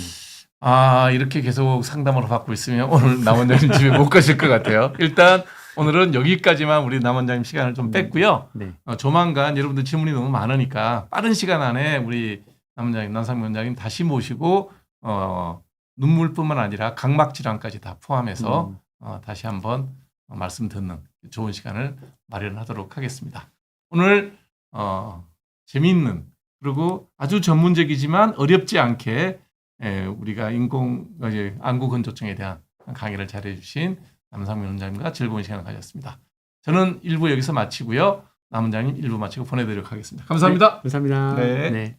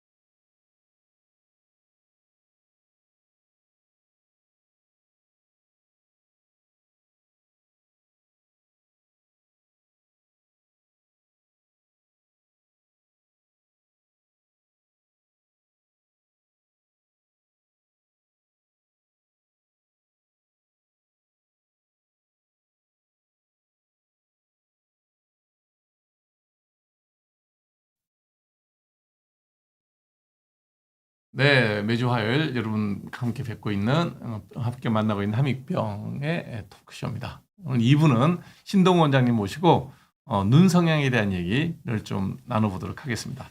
그 전에 오늘 이 방송을 열심히 듣는 분들에게 제가 지난번에 우리 신 원장님이 태국 촬영 갔다 그랬을 때 광고 촬영 갔다 그랬잖아요. 이 제품을 만들었대요. 이 제품 만들었지. 뭐 국내에서 판매하는 거 아니죠? 아직 판매는 안 하고 있습니다. 네, 그래서 뭐 홍보는 아닌 거니까 재밌어요. 두 가지 액티브 인그레디언트를 이렇게 잘 섞어서 딱 짜면 두 가지가 섞여가지고 약간 이렇게 스킨에 그 갈색 반점이 있는 사람들한테 도움이 되는 알부친을 주성분해서 만들었네요. 네, 맞습니다. 제가 이제 쿡쿡 찔러가지고 20분에게 요걸 보내드릴 테니까요. 방송 보시면서 적극적으로 참여하신 분 우리 저기 담당 PD가 찾아서 20분에게 선물로 보내드리도록 하겠습니다. 열심히 방송 보시고 재밌는 댓글 많이 부탁드리도록 하겠습니다. 자, 오늘 방송 내용이 눈 성형이죠. 네, 맞습니다. 우리가 뭘 배울 수 있을까요? 뭐 일단은 이제 눈 성형이라고 하면은 네. 성형 수술 중에 이제 제가 뭐 잠깐 좀 찾아봤었는데 네. 그 대한민국에서 이루어지고 있는 성형 수술 중에 한 50% 정도가 눈 성형이라고 그렇죠. 하더라고요. 네. 그 정도로 이제 뭐 사실 사람들이 성형 수술이라고 생각을 하면은 보통 쌍꺼풀 수술부터 먼저 시작하죠. 떠올리는데 그래서 워낙 그 흔한 수술인 만큼 뭐 대표적으로 어떤 수술이 있는지 그리고 뭐 수술별로 좀 특징 그리고 어떤 분이 하시면 좋은지 네. 뭐 그런 거에 대해서 좀 정리를 해봤습니다. 네. 자, 상안금 성형, 하안금 성형 이렇게 되겠네요. 예, 맞습니다. 사실은 여기 지금 눈 성형이라고 했을 때 좀 크게 봤을 때 네. 카테고리를 제가 봤을 때 이제 윗눈꺼풀 성형으로 볼 수 있고 첫 번째로 이제 두 번째로는 아랫눈꺼풀 성형 그다음에 이제 마지막으로 뭐 트임 성형 뭐 기타 등등이 있는데 그중에 좀 제가 가장 흔한 것만 좀 적어놨는데요. 네. 먼저 이제 윗눈꺼풀 성형에는 첫 번째로 가장 뭐 유명한 쌍꺼풀 수술이 있겠고 쌍수. 네. 예. 그다음에 쌍꺼풀 수술이랑 비슷한데 뭐 중년을 위한 좀 눈꺼풀이 처지신 분들이 하는 상안검 수술이라는 게 있고 제가 지금 심각하게 이제 고민하고 있는 부분이죠. 네. 나이 들면 뭐 눈 처지는 거 어쩔 수 없으니까. 그리고 이제 상안검 수술이랑 비슷하게 눈꺼풀 처짐에 좀 효과적인 근데 이제 뭐 구독자분들은 아마 좀 여기서 당기는 거죠? 익숙하지 않을 수도 있을 것 같습니다. 눈썹하고서 눈썹 말 그대로 눈썹 아래쪽에서 당기는 여기서 겁니다. 당기는 거예요? 예. 네. 그런 게 있고 사실 이제 이마거상이 지금 말씀하신 예. 부분인데 그게 예. 이제 이마를 당기는 건데 그거 사실 눈 성형이랑 포함하기도 하고 아니기도 한데 네. 일단 그건 제가 좀 너무 길어질 것 같아서 좀 아이고. 뺐었습니다. 네.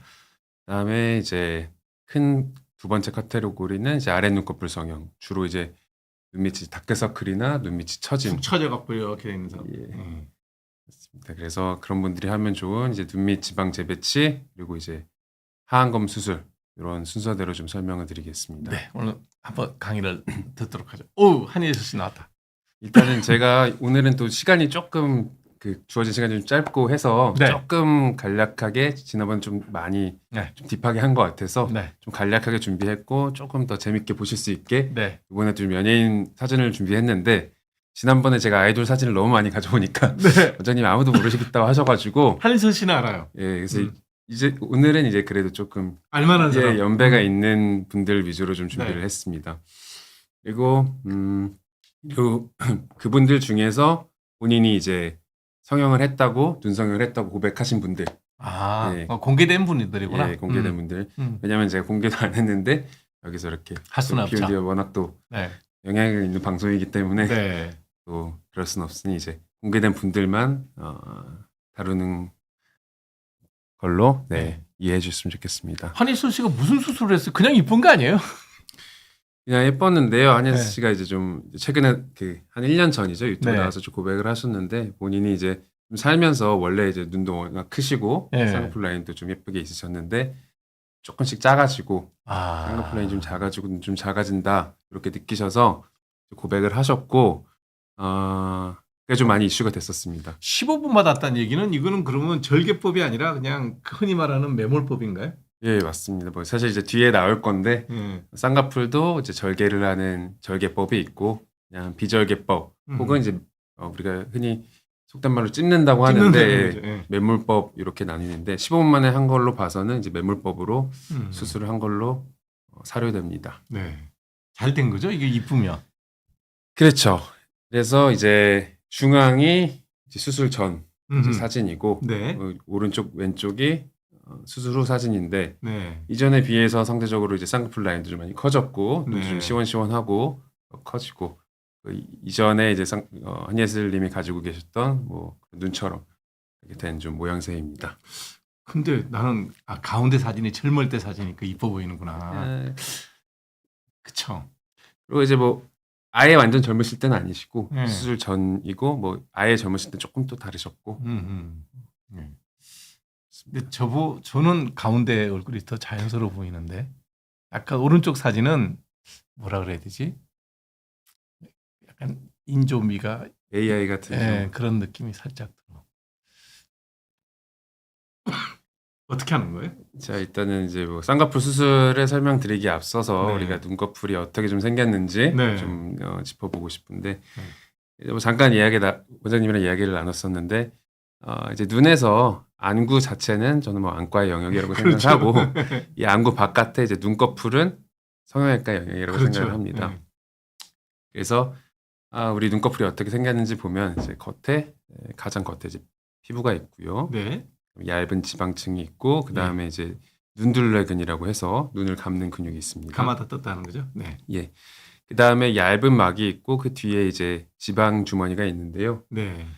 그거를 이제 안화지방이라고 하고 이제 그 뒤에는 이제 눈꺼풀 올림근이라고 해서 눈을 뜨는 근육이 있습니다. 네. 그리고 이제 그 근육이 이제 안검판이라 그래서 눈꺼풀판이라고도 하는데요. 이렇게 이어져 있고요. 예.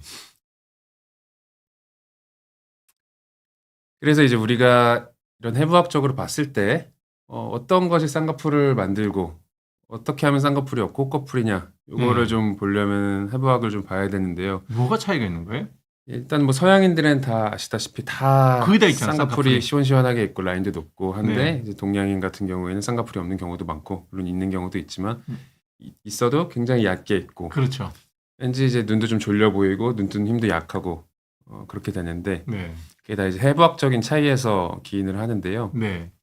일단 이제 좌측이 서양인의 눈이죠? 눈꺼풀이고 네. 이제 우측이 동양인의 눈꺼풀입니다. 어. 좀 일단 기본적으로 차이를 보시면 딱 확연하게 느껴지는 게 지방이 노란색이 많고 많이 내려왔다. 예, 굉장히 지방이 많이 있습니다. 네. 그리고 피부 자체도 상대적으로 굉장히 두껍고요. 네.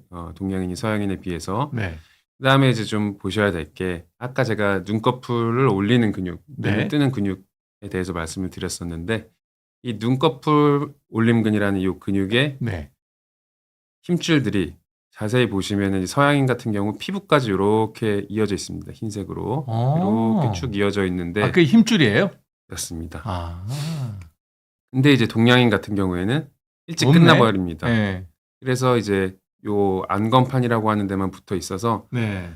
서양인 같은 경우에 피부까지 붙어 있으니까 이 피부까지 잡고 이렇게 눈을 올리게 되는 거고 눈을 뜨게 되는 거고 동양인은 이제 그런 게 없는 거죠. 그래서 네. 이제 피부에 서양인들이 자연스럽게 주름이 지면서 쌍꺼풀이 생기는 거고 동양인은 이제 반대로 콧꺼풀이고 좀 졸려 보이고. 근데 수술을 한다고 해서 저걸 만들어주는 건 아닐 거 아니에요? 그런 이제 비슷한 해부학 구조가 될 수 있게 저희가 이제 봉합을 시행을 하게 됩니다. 그렇구나. 그래서 이제 요 사진을 보시면 네. 아까 이제 눈꺼풀 올림근이라 그래서 눈 뜨는 이제 근육이 있는데 네. 요 근육의 힘줄 나와 있는 것과 네. 그 눈꺼풀판 네. 그다음에 이쪽 피부 쪽을 세 개를 같이 봉합을 해주면 여기가 이렇게 찝히면서 자연스럽게 서양인처럼 눈을 떴을 때 쌍꺼풀이 생길 수 있게 그런 해부학적인 구조를 강제적으로 만들어주는 겁니다.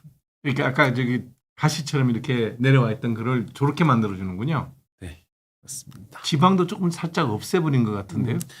이제 좀 부차적인 이야기인데 뭐 환자분들 중에서 뭐 지방이 많거나 피부가 좀 남거나 이러면은 이제 경우에 따라서 뭐 제거를 할 수도 있고 네. 뭐 눈꺼풀 올림근이 뭐 좀 힘이 많이 약하다 판단이 됐을 때는 조금 더 땡겨 와서 할 수도 있고 좀 우리 이제 상업적으로는 이제 눈매 교정이라고도 얘기를 하는데요. 네. 네, 그런 수술이 동반이 됩니다. 옆에 있는 그림은 뭐예요?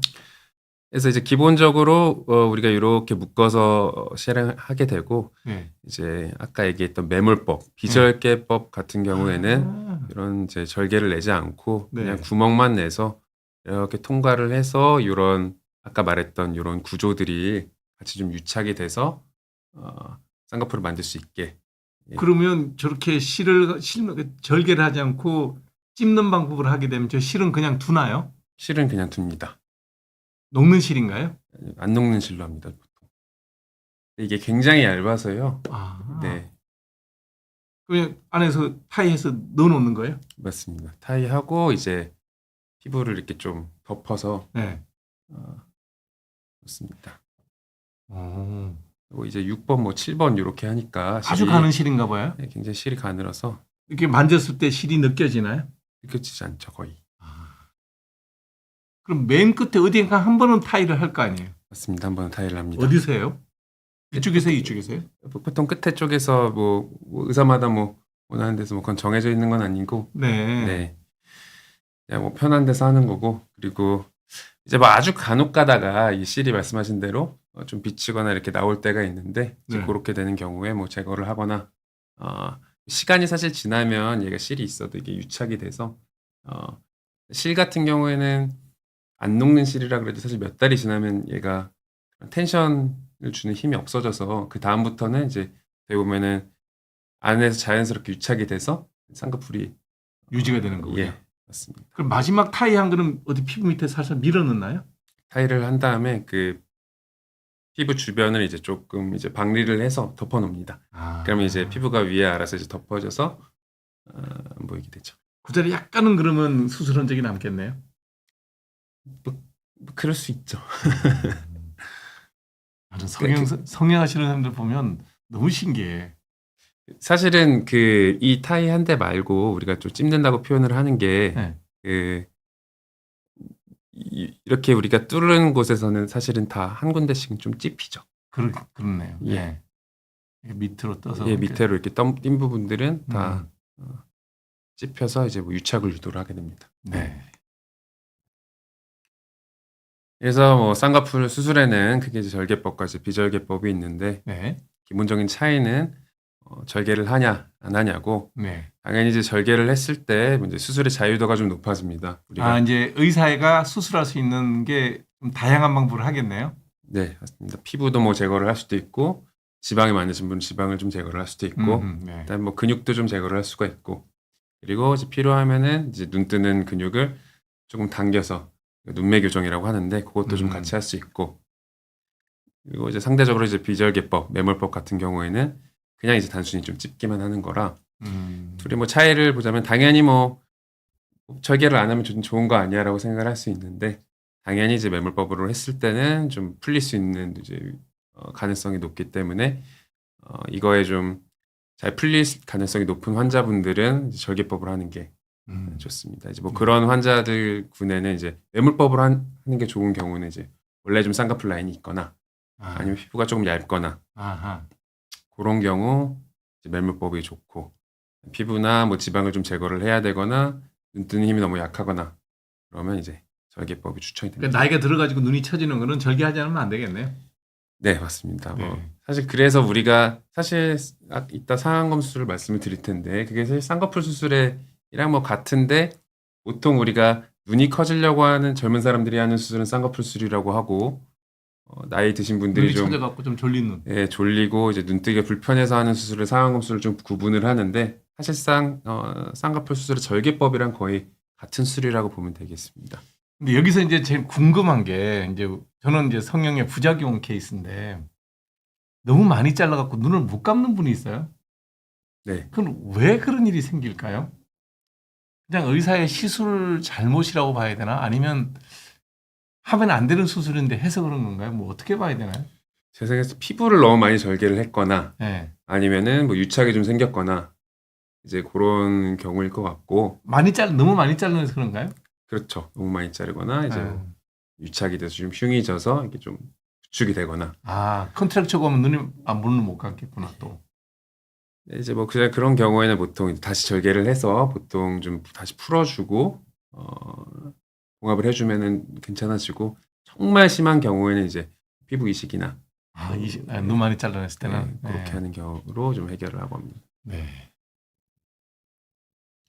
그래서 뭐 제가 이전에 이제 코 성형하면서도 뭐 어떤 여러 가지 트렌드나 이제 이거는 사실 의학적인 용어는 아니고 예. 이제 환자분들이나 이제 병원에서 좀 마케팅하려고 만든 용어인데 그래도 환자분들이랑 좀 소통하고 어떤 트렌드가 어떻게 좀 변화되는지 알고 있으면 좋을 것 같아서 제가 가져왔습니다.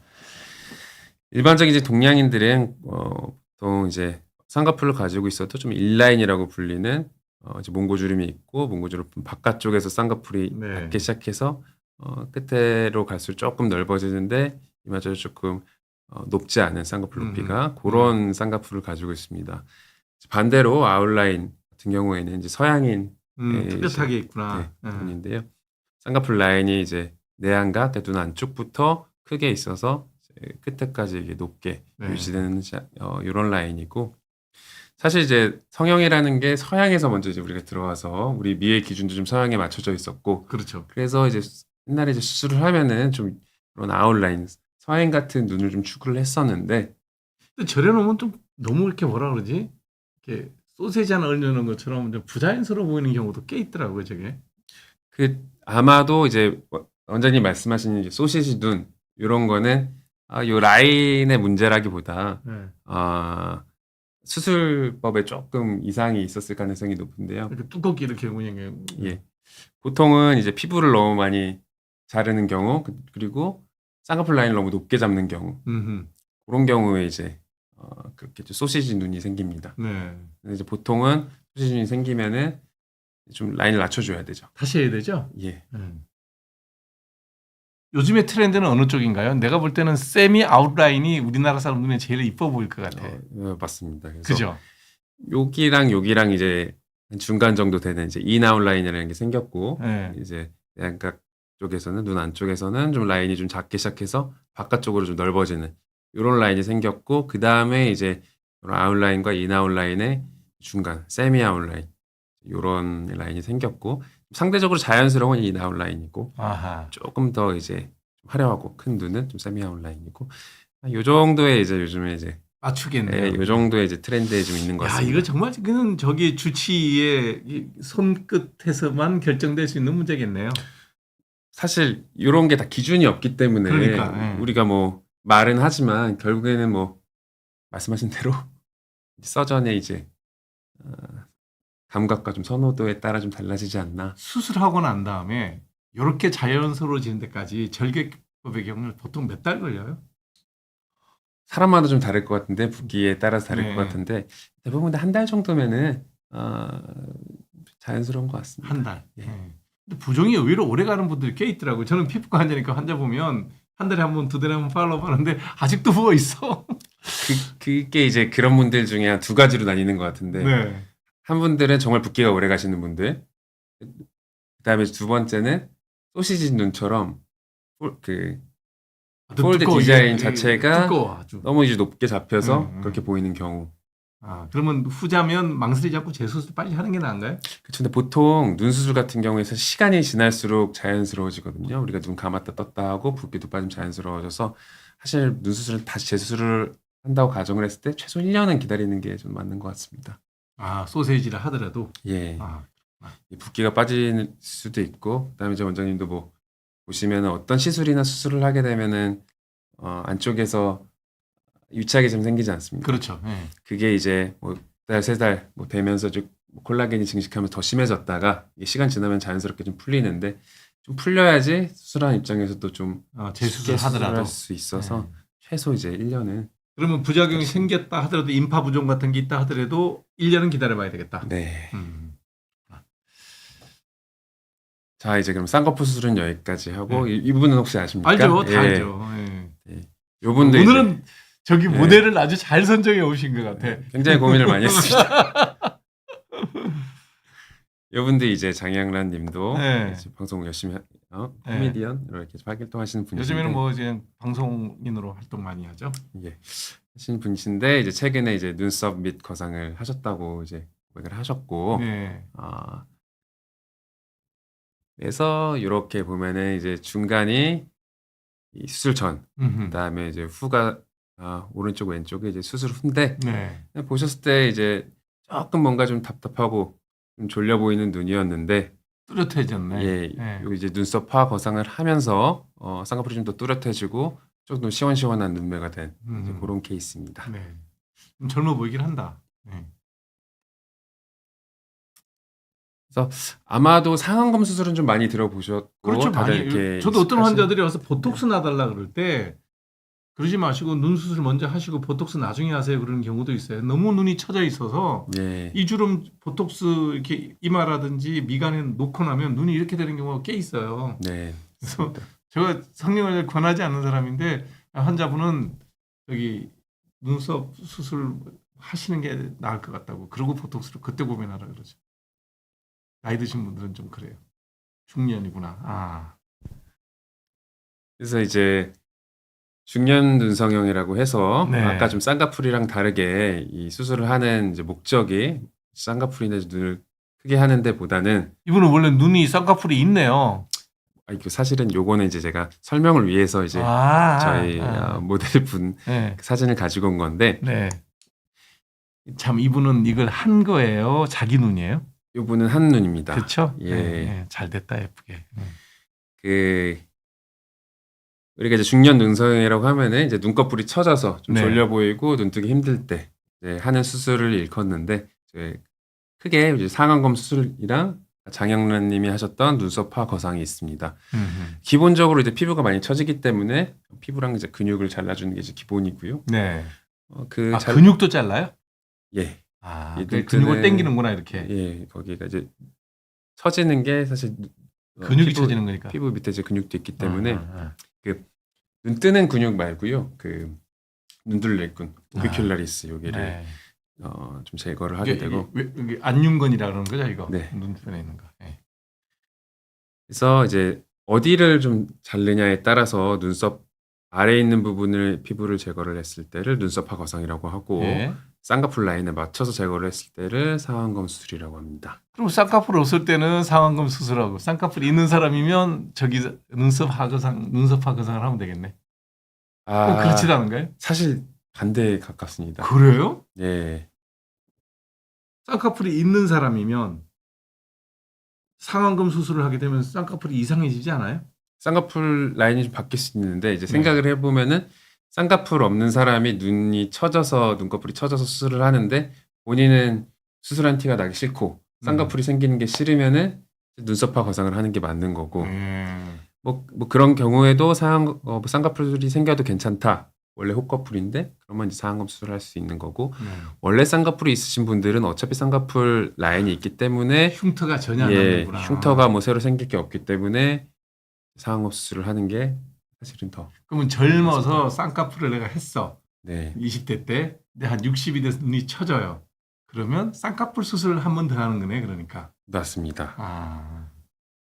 사실 이제 깊게 들어가면은 조금 또 다른 변수도 있습니다. 피부의 두께라든지 예를 들어 우리 이제 눈을 보면요, 이제 눈 아래쪽 눈꺼풀에서도 아래쪽은 피부가 얇고 위쪽으로 좀- 눈썹에 가까울수록 피부가 두꺼워집니다. 그렇죠? 네.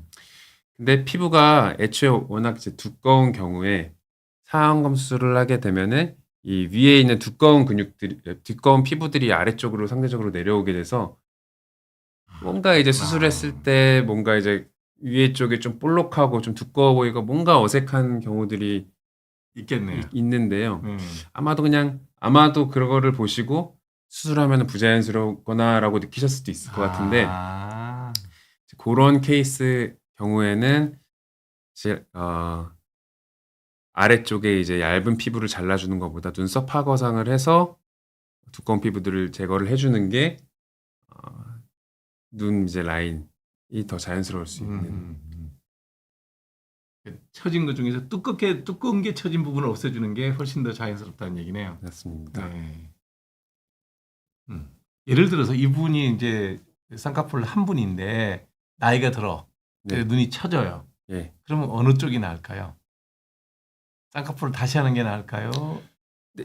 눈썹 파거상을 하는 게 나을까요? 일단 저는 이제 그 다른 변수들이 있지만 기본적으로는 상안검 수술을 하는 게 맞다고 생각을 하고요. 원래 했던 예. 사람은. 왜냐면은 어쨌든 이제 눈썹화 거상 뭐 사실 이따가 제가 좀 그 케이스 좀 보여드릴 텐데 잘 보이지는 않습니다. 그래도 이제 절개가 좀 한 군데 더 들어가기 때문에 네. 굳이 이제 눈썹화 거상에 적응증이 해당이 안 되면 네. 상안 검수를 하는 게 좀 기본이라고 생각을 합니다. 저는 지금 뭘 해야 될까? 지금 하여튼 저도 이제 눈이 이제 많이 처지긴 처졌어요. 예.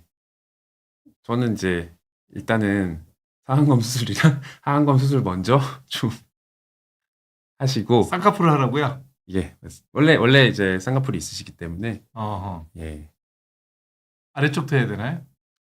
아래쪽도 이제 일단 하안검이 얘기가 나오긴 하는데 네. 아, 오른쪽이 이쪽이 제가 타이탄을 안 한 자리니까 차이가 확실히 나네. 제가 여기만 타이탄을 했거든요. 일부러 이렇게 테스트 해보려고 이 장비가 효과가 있나 없나. 예. 어. 네, 일단 이제 기본적으로 제가 생각했을 때 당연히 이제 리프팅 장비들도 이제 효과가 좋겠지만 이미 이렇게 눈 아래 주름이 좀 생긴 경우에는 사실 하안검 수술을 해서 피부를 제거하는 게 맞죠. 한 번은 하긴 해야 되겠구나. 언젠가는 지금 나도 지금 언젠가는 하긴 해야 되는데 이게 무슨 눈썹 하그상인가요? 뭐 그래서 기본적으로 요 이제 절개 피부와 이제 근육 이제 남는 부분들을 제거를 하는데 이게 좀 위쪽으로 가면 눈썹화 거상이고 네. 아래쪽으로 가면 이제 상안검 수술이 되는 겁니다. 그래서 이제 뭐 제가 좀 간단하게 제일 중요한 부분만 좀 정리를 해봤는데 네. 제가 그냥 혹시 일어나서 좀 이마 거상도 좀 넣어봤습니다. 네. 일단은 이제 눈꺼풀이 처졌을 때 하는 수술이 상안검 수술이란 눈썹화 거상이고 네. 사실 이마 거상이라 그래서 이마를 이렇게 당기는 예, 여기서 수술 당기는. 자체도 예. 눈꺼풀을 조금은 올려줄 수 있는데요. 상대적으로 효과는 떨어집니다. 네. 기본적으로 눈꺼풀 터지신 분들 이 두 수술을 하시게 되는데 쌍꺼풀 모양이 이제 상안검 수술하게 되면은 없으셨던 분들이 생길 수도 있고 원래 가지고 있는 것도 조금 변화할 수 있고 사실은 뭐 좀 자유도가 있죠. 내가 원하는 모양으로도 좀 바뀔 수가 있고. 아예 그냥 성형의 개념을 하는 거니까. 예. 네. 하지만 이제 눈썹화 거상은 이제 그대로죠. 네. 그래서 아까 말씀드린 대로 나는 쌍꺼풀이 없는데 이거 눈꺼풀 처지는 것 때문에 나는 쌍꺼풀이 생기는 건 싫어. 그럼 눈썹화 거상을 하시는 게 맞고. 그다음에 이제 또 중요한 게 이제 눈썹이랑 눈 사이의 거리인데요. 그렇죠. 사실 이제 원장님 같은 경우에는 그렇게 좁거나 그렇지 않고 이제 눈 위에 이제 눈꺼풀 위에 피부들이 처졌기 때문에 상안검 수술이나 눈썹화 거상 둘 다 이제 효과가 있고 좋을 텐데 요게 이제 굉장히 좁으신 분들이 있습니다. 예, 여기가 네. 여기가 좁게 되면은 상대적으로 좀 강한 인상이 되고 좀 그렇죠. 사나운 인상이 돼서 네. 이런 게 좀 많이 좁으신 분들은 요 수술을 하는 것보다는 이마 거상을 해서 이제 눈썹을 위로 올려서 이건 그냥 간격 그냥 예. 두는 걸로. 눈꺼풀을 들어주는 게 이제 좀 유리합니다. 그래서 이제 눈썹과 눈 사이가 좁아지기 때문에 이게 원래 좁아져서 인상이 좀 사나우신 분들은 이마 거상을 하는 게 좀 더 유리하다. 좀 말씀을 드리고 그다음에 이제 뭐 상안검 같은 경우에는 아무래도 아까 쌍꺼풀 수술이랑 같기 때문에 뭐 자유도가 좀 높아서 쌍꺼풀 라인도 좀 조절할 수 있고 뭐 눈 뜨는 힘이 약하면 좀 뭐 그런 세게 해주는 눈매 교정 수술도 좀 병행을 할 수도 있고 뭐 지방도 좀 제거를 할 수가 있고 그래서 이제 기본적으로는 상안검 수술이되 어떤 특수한 이제 적응증에 해당하는 경우에는 눈썹화 거상을 하고 또 어떤 경우에는 이마 거상을 하는 게 맞다. 네. 이렇게 좀 말씀드리고 싶습니다. 재밌네. 자 이제 이분들도 했다고요? 박명수 씨는 알겠는데 전현무 씨가 뭘 해요? 이제 아까 이제 상안검 요거는 윗눈꺼풀 끝나고 이제 아랫눈꺼풀로 좀 아랫눈꺼풀로 왔습니다. 들어갔구나. 자 이제 두 분 다 이제 방송에 나와서 네. 본인들이 이제 눈밑 지방 재배치를 했다고 좀 얘기를 했는데요. 네. 일단은 이제 제가 봤을 때 상대적으로 박명수 씨는 더 나이가 있으시고 네. 전현무 씨는 좀 나이가 좀 더 젊으신데 제가 봤을 때는 이제 전현무 씨가 한 수술은 눈밑 지방 재배치가 맞고 네. 박명수 씨가 하신 수술은 하안검 수술이라고 좀 봐야 될 것 같습니다. 재배치만 한 게 아니라 피부도 잘랐구나. 네. 네. 그래서 이제 눈밑 지방 재배치 요 수술은 우리가 쉽게 뭐 다크서클이라고도 하는데요. 맞아요. 네. 아주 엄밀하게 들어가면은 뭐 다크서클 생기는 이유가 뭐 색소 침착일 수도 있고 이제 그런 거 빼고 지방이 쳐져서 이렇게 좀 어두워 보이죠. 네. 피부가 이렇게 몰리니까. 네. 저희가 이제 성형외과에서 성형수술로 얘기를 하는 다크서클은 이제 눈 밑에 이제 지방이 튀어나오고 피부가 처져서 그림자 지는 거를 이제 우리가 네, 맞아요. 얘기를 하는데 했구나.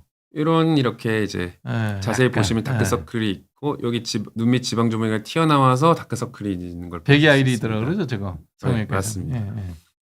그래서 이런 이제 지방 부분을 조금 제거를 해주고 얇게 좀 펴줘서 더 튀어나오지 않게 하는 수술을 이제 눈밑 지방 재배치라고 하고 확실히 이제 이전에 비해서 좀 피곤해 보이고 좀 나이 들어 보이고 이런 인상이 좀 개선이 된 것 같습니다. 네, 그러네. 그 다음에 이제 박명수 씨인데요. 아까랑 좀 비슷하지만 상대적으로 조금 더 심해 보이고 피부도 약간 처진 느낌이 두 줄이 납니다. 생겼어 벌써. 자세히 이제 보시면은요. 여기 이렇게 선이 있습니다. 그러니까 저기 결막 라인을 잘라서 들어가는 거죠? 그 눈밑 지방 재배치는 결막 안쪽으로 안쪽으로 들어가는 들어가고 하안검 같은 경우에는 바깥쪽에 절개가 들어갑니다. 음. 눈 바로 아래. 네. 자세하게 보시면은 네, 보여요. 이렇게 있습니다. 네. 그래서 이제 요거는 본인은 이제 눈밑 지방 물론 이제 뭐 혼동돼서 쓰일 수도 있는데 정확하게 얘기하자면 박명수 씨는 하안검 수술을 했다. 그렇게 좀 볼 수 있겠습니다. 네. 혹시 젊어 보이네요. 네. 그래서 이제 아랫 눈꺼풀 이제 성형의 설명을 앞서서 좀 네. 우리가 왜 이게 생기는지 좀 봐야 될 텐데요. 일단 먼저는 이제 아까 말했던 지방 주머니, 이 아랫 눈꺼풀 안에 이제 지방 주머니가 있는데 이 지방 주머니가 나이가 들면서 탄력성이 떨어지고 싸고 있는 콜라겐 주머니가 힘이 빠지는 거죠. 여기 이제 이런 우리가 septum이라고 부르는 네. 경막이 있는데 네. 고기가 이제 바깥쪽으로 빠져나오면서 겉에 이렇게 볼록하게 보이게 돼서 생기고 그 다음에 더불어서 이제 좀 나이가 더 드신 분들은 겉에 있는 피부랑 근육까지도 좀 처지게 돼서 그렇죠. 다크서클이 생기게 됩니다. 뭐 멀리 볼 거 없어. 제 얼굴 크로브즈 한번 해줘 보실래요? 네. 이게 뭐 오른쪽 이쪽이죠, 이쪽. 이쪽 오른쪽입니다. 오른쪽. 이게 예. 뭐 많이 쳐졌잖아요. 근데 이렇게 보니까 제가 이전을 모르는데 확실히 이렇게 안 한쪽이랑 한쪽이랑 굉장히 저기 여기는 한 자리 안 쳐졌고 안 한 자리 많이 쳐지고. 요 정도 효과는 있어요. 근데 이 얘기해야 알잖아. 저는 근데 이미 오늘 오기 전부터 원장님께 오늘 말씀을 드려야겠다 이렇게 생각을 좀 하고 왔었습니다.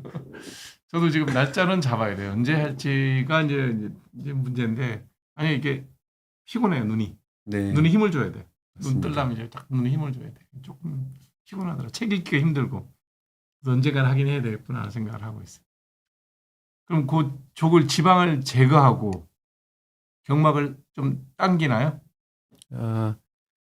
이제 우리가 아까 제가 눈밑 지방 재배치랑 하안검 수리랑 나뉜다고 말씀을 드렸는데 이제 보통 정확하게 얘기하면 이제 결막 아래로 들어간다 그래서 경결막 눈밑 지방 재배치라고 하는데 눈 안쪽에 이렇게 절개를 해서 들어가서 좀 튀어나온 지방들을 좀 제거를 하고 바깥쪽으로 좀 이렇게 빼서 좀 펴줍니다. 재배치라는 게 그 얘기구나. 요 결막을 열어줘서 이렇게 펴줍니다. 그러면 이제 이렇게 갇혀 있으면 얘가 이렇게 볼록하게 튀어나오는데 아래쪽까지 가면 이렇게 좀 평평하게 펴져서 다크서클이 없어지게 되는 거고요. 아래쪽은 약간 이렇게 좀 볼륨이 더 생기는 거네요. 그러니까. 네, 맞습니다.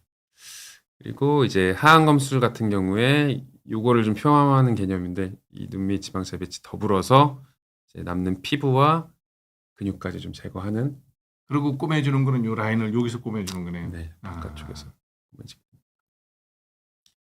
그래서 이제 눈밑 지방 재배치 같은 경우에는 단순한 이제 지방만 돌출되어 있는 분들, 지방 돌출된 부분을 개선해서 다크서클을 개선할 분들이 하시는 수술이고요. 이거 젊은 친구들도 꽤 하더라고요. 하안검 수술 같은 경우에는 좀 그런 볼록한 지방이랑 더불어서 처진 피부까지 제거하는 수술이라고 보시면 되겠습니다. 사실 이제 환자분들이나 이제 구독자분들이나 이런 분 좀 헷갈리실 것 같은데 그냥 쉽게 생각해서 내가 20, 30대인데 다크서클이 있다라고 하면은 눈밑 지방 재배치를 하는 거고 50, 60대는 하안검 수술을 하는 거고 다크서클 없어도 처집니다. 뭐 방법이 없네요. 사실 저도 지금 주변에 워낙 성형외과 친구들이 많다 보니까 저도 지금 눈밑 지방 재배치를 해야 된다고 지금 얘기를 들어서 저도 지금 하지 마세요. 젊은 사람 하지 마세요. 약간의 흠은 좀 있어야 돼 사람이. 다른 님도 맞습니다. 아이 그 정도 흠은 네. 좀 있어도 돼. 나는 언제든지 하한금 상한금을 다 이제 고민해야 될 때가 오네. 한 번에 같이 해도 되나요? 네, 같이 많이 하십니다. 아, 네. 네.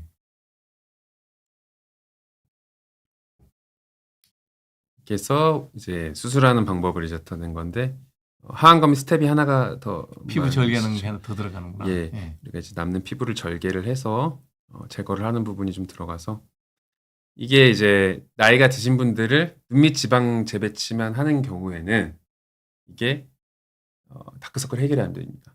그렇죠. 예, 이게 이제 우리가 뭐 이제 풍선이나 타이어에 물이나 이제 공기가 꽉 차 있으면 이게 빵빵해 보이는데 거기서 피부가 이제 겉에 있는 이제 타이어 타이어, 표면이라고 보는 거고 지방이 이제 그 내용물이라고 공기. 보는 건데 그게 오히려 이제 지방만 더 제거를 하면은 그게 더 심해질 수가 있습니다. 그렇게 피부 처져 예, 보이는 맞아요. 게. 예. 그래서 이제 꼭 나이 드시고 피부 처지신 분들은 피부 제거까지 같이 하는 같이, 하한검을 예. 하시는 게 음. 맞습니다. 아, 이걸 내가 고민해야 될 나이가 됐구나. 환자 한번 보죠. 어떤 환자들을 네. 본인 경험이죠, 이거는. 저희 병원 환자들이고 한 반 정도는 이제 다른 원장님 하시고 반 정도는 또 제가 한 환자들. 이렇게 반은 섞어서 아버지가 한 가시면 거고 반은 아들이 한 거예요. 맞습니다. 네, 맞습니다. 네. 봅시다 한번. 워낙 이제 중년 성형은 아버지가 많이 하시고 그러니까 나이가 있는 젊으신 분들 사람이 제가 조금 그 마음을 잘 아니까. 이분은 아까 이제 나오셨던 분이신데 한 지방제 배치할 분인가 보다. 쌍꺼풀이라고. 쌍꺼풀이에요? 이거는 이제 전사진입니다. 아, 수술 전. 이건 전사진인데 음. 이제 좌측 같은 경우에는 쌍꺼풀 라인이 이제 예쁘게 잘 있는데 이나운 라인으로 예쁘게 있는데 이제 우측 같은 경우에는 없네. 쌍꺼풀이 잡혀 있지 않아서 예. 이제 부분적으로 좀 절개를 해서 라인을 만들어준 환자고요. 그럼 한쪽만 하나요, 수술을? 경우에 따라서 같이도 합니다. 이분은 이분은- 살짝 같이 했었는데 같이 해야지 대칭이 잘 맞아서. 그러니까. 근데 이제 어떤 우리가 봉합을 하고 수처를 하는 정도는 당연히 이제 차이가 있게 됩니다. 아. 수술을 하면 사실은 쌍꺼풀 수술 같은 경우에는 환자분이 살짝 마취된 상태로 이제 눈 뜨고 해야 되기 때문에 깨서 계속 비교하면서 그러니까 눈 뜨세요, 눈 뜨나요? 예, 맞습니다. 애프터는 어떻게 돼요? 그래서 이제 아까 보셨던 눈인데 그렇구나. 이렇게 좀 양쪽이 좀 대칭이 맞게 자연스럽게 왼쪽도 한 거예요? 예, 왼쪽은 근데 사실 비슷한데 이제 조금 했구나. 네. 대칭을 생각을 하면은 한쪽 하는 것보다는 양쪽을 같이 들어가는 게 좀 그렇지. 그래서 이번엔 조금 간단하게 하셨던 케이스고요. 그럼 이분은 절개를 한 거예요? 예, 부분적으로 했습니다. 매몰법에 거의 가깝다고 좀 봐야 될 것 같습니다. 그러면 반만 절개를 하고 뭐 그런 것도 있나요? 그렇죠. 이게 사실 어떤 아까 말씀드렸던 뭐 눈매 교정이라든지 뭐 지방 제거, 피부 제거나 이런 큰 조작이 들어가려면 무조건 절개를 해야 되는데 좀 이제 하이브리드라 그래서 뭐 중간 정도의 반반을 섞어서 할 수도 있다는 얘기네요. 그런 식으로 수술하거나 할 수도 있습니다. 재밌다. 잘 됐네. 자연스럽다 아주. 예. 그 다음 분은 이제 전형적으로 좀 동양인의 눈인데 눈도 좀 두껍고 예. 이건 좀 잘라내야 될 것 같은데. 피부도 두껍고 네. 이제 뭔가 이제 지방도 많아 보이고 네. 눈도 좀 졸려 보이고 이제 쌍꺼풀을 하면서 그런 부분 좀 제거하고 눈 뜨는 힘도 좀 강하게 해주는 눈매 교정까지 했던 네. 케이스입니다. 궁금하다. 이거 이쁘게 잘 됐다. 이제 상대적으로 좀 시원하고 네. 눈도 좀 커지고 이 정도 되면 사람 몰라보겠는데. 그래서 이제 굉장히 다들- 달라 보이는데. 다들 이제 음. 성형을 거의 다 쌍꺼풀 수술로 시작하는 이유가 아무래도 좀 눈매 교정이라는 게 뭘 해준다는 얘기인가요? 아까 제가 눈 뜨는 근육이 있다고 말씀을 예, 드렸었는데 그 눈 뜨는 근육을 조금 앞으로 전진을 시켜서 네. 안건판이랑 이제 고정을 해주면 눈이 힘이 생기나요? 그러니까 쉽게 말해서 그 눈 뜨는 확실히 힘줄의 길이를 줄여준다고 생각하면 되겠습니다. 인상도 약간 이렇게 뭐라 그러지? 인상이 별로 안 좋아 보여요. 미안한 얘기지만. 줄려 보이죠. 예, 예. 그렇지. 근데 하면 또릿또릿해 보여. 그게 왜 그런지 아십니까? 그게 잘 모르겠단 말이죠. 쌍꺼풀 갖고는 저렇게 다 되지는 않는데. 예, 쌍꺼풀 단순히 쌍꺼풀이 아니라 이 네. 동공을 보시면요. 네. 이 동공이 덮여 있는 정도를 보시면 됩니다. 아, 그렇구나. 이- 서클렌즈나 그랬어. 네, 이 동공이 덮여 있는 정도를 조절할 수 있는 게 눈매 교정 수술이고 단순히 쌍꺼풀로 해서는 이게 크게 교정이 되지가 않습니다. 그러니까 거의 한 떴을 때. 3분의 1이 덮였던 게 한 5분의 1만 덮이는구나. 그러니까 나는 이거 하고 난 다음에 서클렌즈 옛날에 그러고 봤거든요. 아, 그게 눈매 교정이구나. 네, 예. 아, 이건 쌍꺼풀만 갖고는 이렇게는 안 되는구나. 맞습니다. 네. 눈이 또렷해 보이네요. 네, 눈이 또렷해지고 음. 동공이 이제 더 많이 보이게 되죠. 잘된 케이스인데 이건 아주.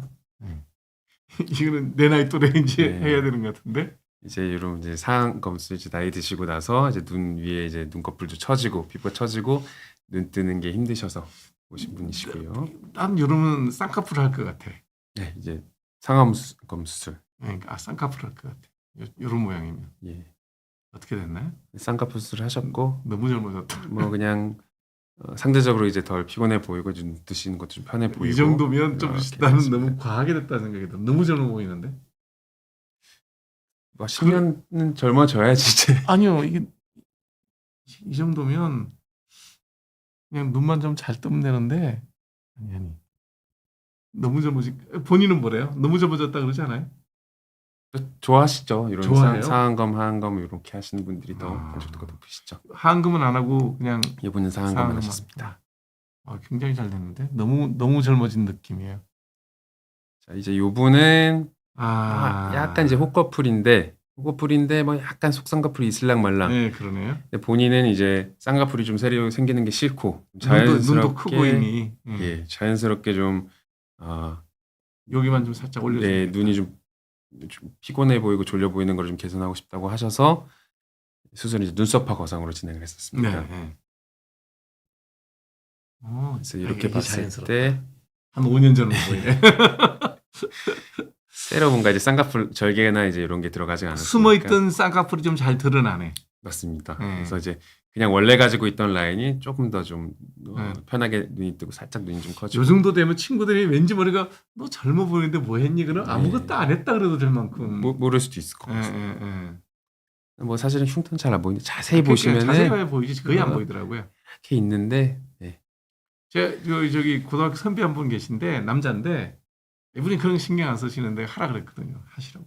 눈썹 화거상으로 네. 이렇게 하셨네요. 아이고 본인이 봐도 이게 남들이 보면 다 뭐 한 것 같은데 표시는 안 나.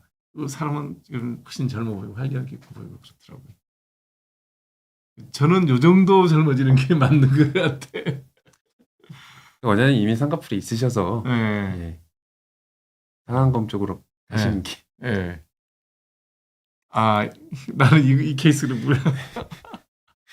자, 이렇게 이제 보면은 이제 밑눈꺼풀도 상당히 피부가 좀 남고 좀 처져 보이고 밑에도 많이 쳐졌네. 네, 아래쪽에도 좀 볼록하게 지방 네. 튀어나온 것도 보이고 아, 주름도 너무 많이 잡혔어요. 예. 하시는 게 좋을 것 같아요. 상안검이랑 하안검 동시에 했던 케이스고요. 이제 봤을 때 이제 예. 볼록한 것도 없어지고 아래 이제 눈꺼풀도 좀 펴지고 요러고 난 다음에 보톡스 네. 맞아야 돼. 만일에 이 상태에서 그냥 보톡스 맞잖아요. 그럼 눈이 졸려서 눈이 안 떠져요. 맞습니다. 그래서 저는 이런 분 보톡스 맞으러 오면 무조건 성형하고 오세요 그러거든. 요래고 보톡스 맞으면 표정이 자연스럽죠. 아, 내가 이걸 해야 되는구나. 한번 볼까요? 자, 이건 이제 상황금 다시 해야 될 것 같은데. 이거는 어떻게 보면 지방이 좀 모자라서 네.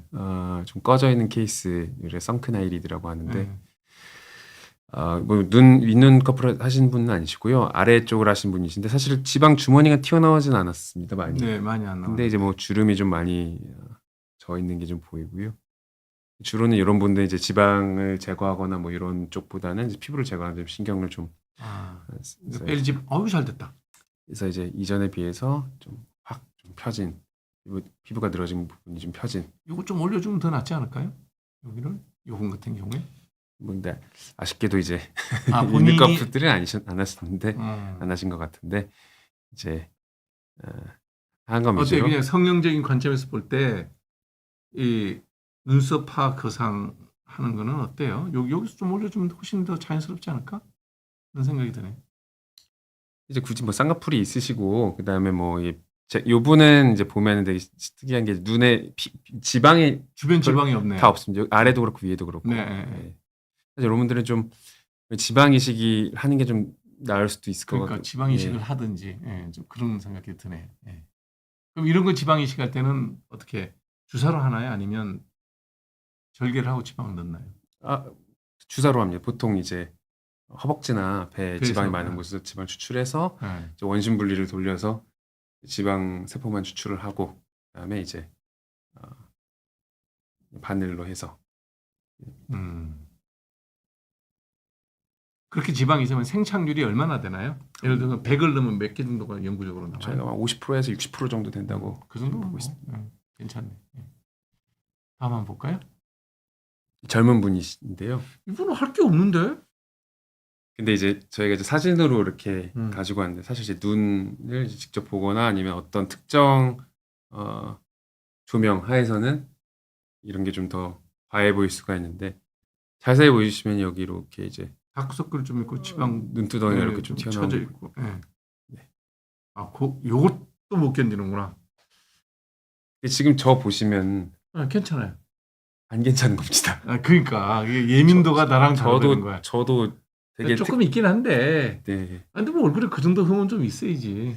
원장님도 워낙 방송 많이 하시다 보니까 네. 보시면 보이지 않으십니까? 이렇게 저도 아니, 이제 뭐를 찍거나 이렇게 보면은 항상 여기가 이렇게 좀 불룩 튀어나와 있어서 완벽한 것보다 나는 예를 들어서 내 딸 이 정도는 하더라면 하지 마. 그럴 것 같아. 한번 여튼 애프터를 한번 봅시다. 뭐 어떻게 달라졌나? 다르긴 다르구나. 이제 이렇게 볼록 튀어나온 부분 좀 제거가 예, 돼서 예. 쭉 펴진 모습이 매끄러워졌네. 보여지고 예. 네. 이분은 예. 눈썹이 이렇게 이버전된 게 성형을 할 때 쌍꺼풀 상안검을 한 거죠, 이게. 안 하셨을 것 같은데요. 근데 이제 눈썹 왜 저렇게 에버전 바깥으로 이렇게 돌아 있지? 여자분들이 이제 눈썹 펌이라 그래서 펌도 하시고 아, 그래요? 예. 그런 것도 보통 있어요? 화장할 때 이렇게 말려서 말아서 이렇게 그래서 하시니까 그래서 이렇게 그런 찝는 거 못 보셨는데 이렇게 해서 이렇게 툭. 네. 네. 아마 제가 봤을 때는 거구나. 원체 눈썹이 길거나 아니면 이렇게 찝어서 이렇게 보이셨어요. 요 분도 이제 마찬가지로 여기에 저는 이제 보이면 이제 보이기는 보이는데요. 있긴 네. 있어요. 근데 뭐 그렇게 수술을 꼭 해야 될까? 뭐 이런 정도인데. 이제 좀 상대적으로 음. 좀 평평해진 네. 다크서클이 좀 안 보인 네. 그런 모습을 좀 보셨어요. 확실히 나이 든 사람이 하니까 차이가 확 나고 젊은 사람은 하나하나 별로 잘 모르겠어. 다음 슬라이드는 또 어떤 게 있죠? 이게 마지막입니다. 아, 그렇구나. 예. 네. 확실히 저는 좀 그런 게 기능적인 게 좀 있어서 내 눈 감고 고민하는 게 뭐냐면 책을 읽을 때 힘이 들어요. 예. 이게 옛날 같으면 뭐 1시간, 2시간 책 읽는 게 아무렇지도 않은데 요즘은 10분만 봐도 자꾸 눈을 자꾸 이래야 돼. 그래서 이거 한번 하긴 해야 되겠구나 생각을 하죠.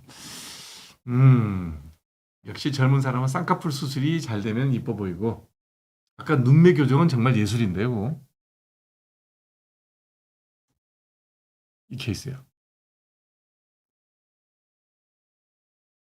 딱 하고 난 다음에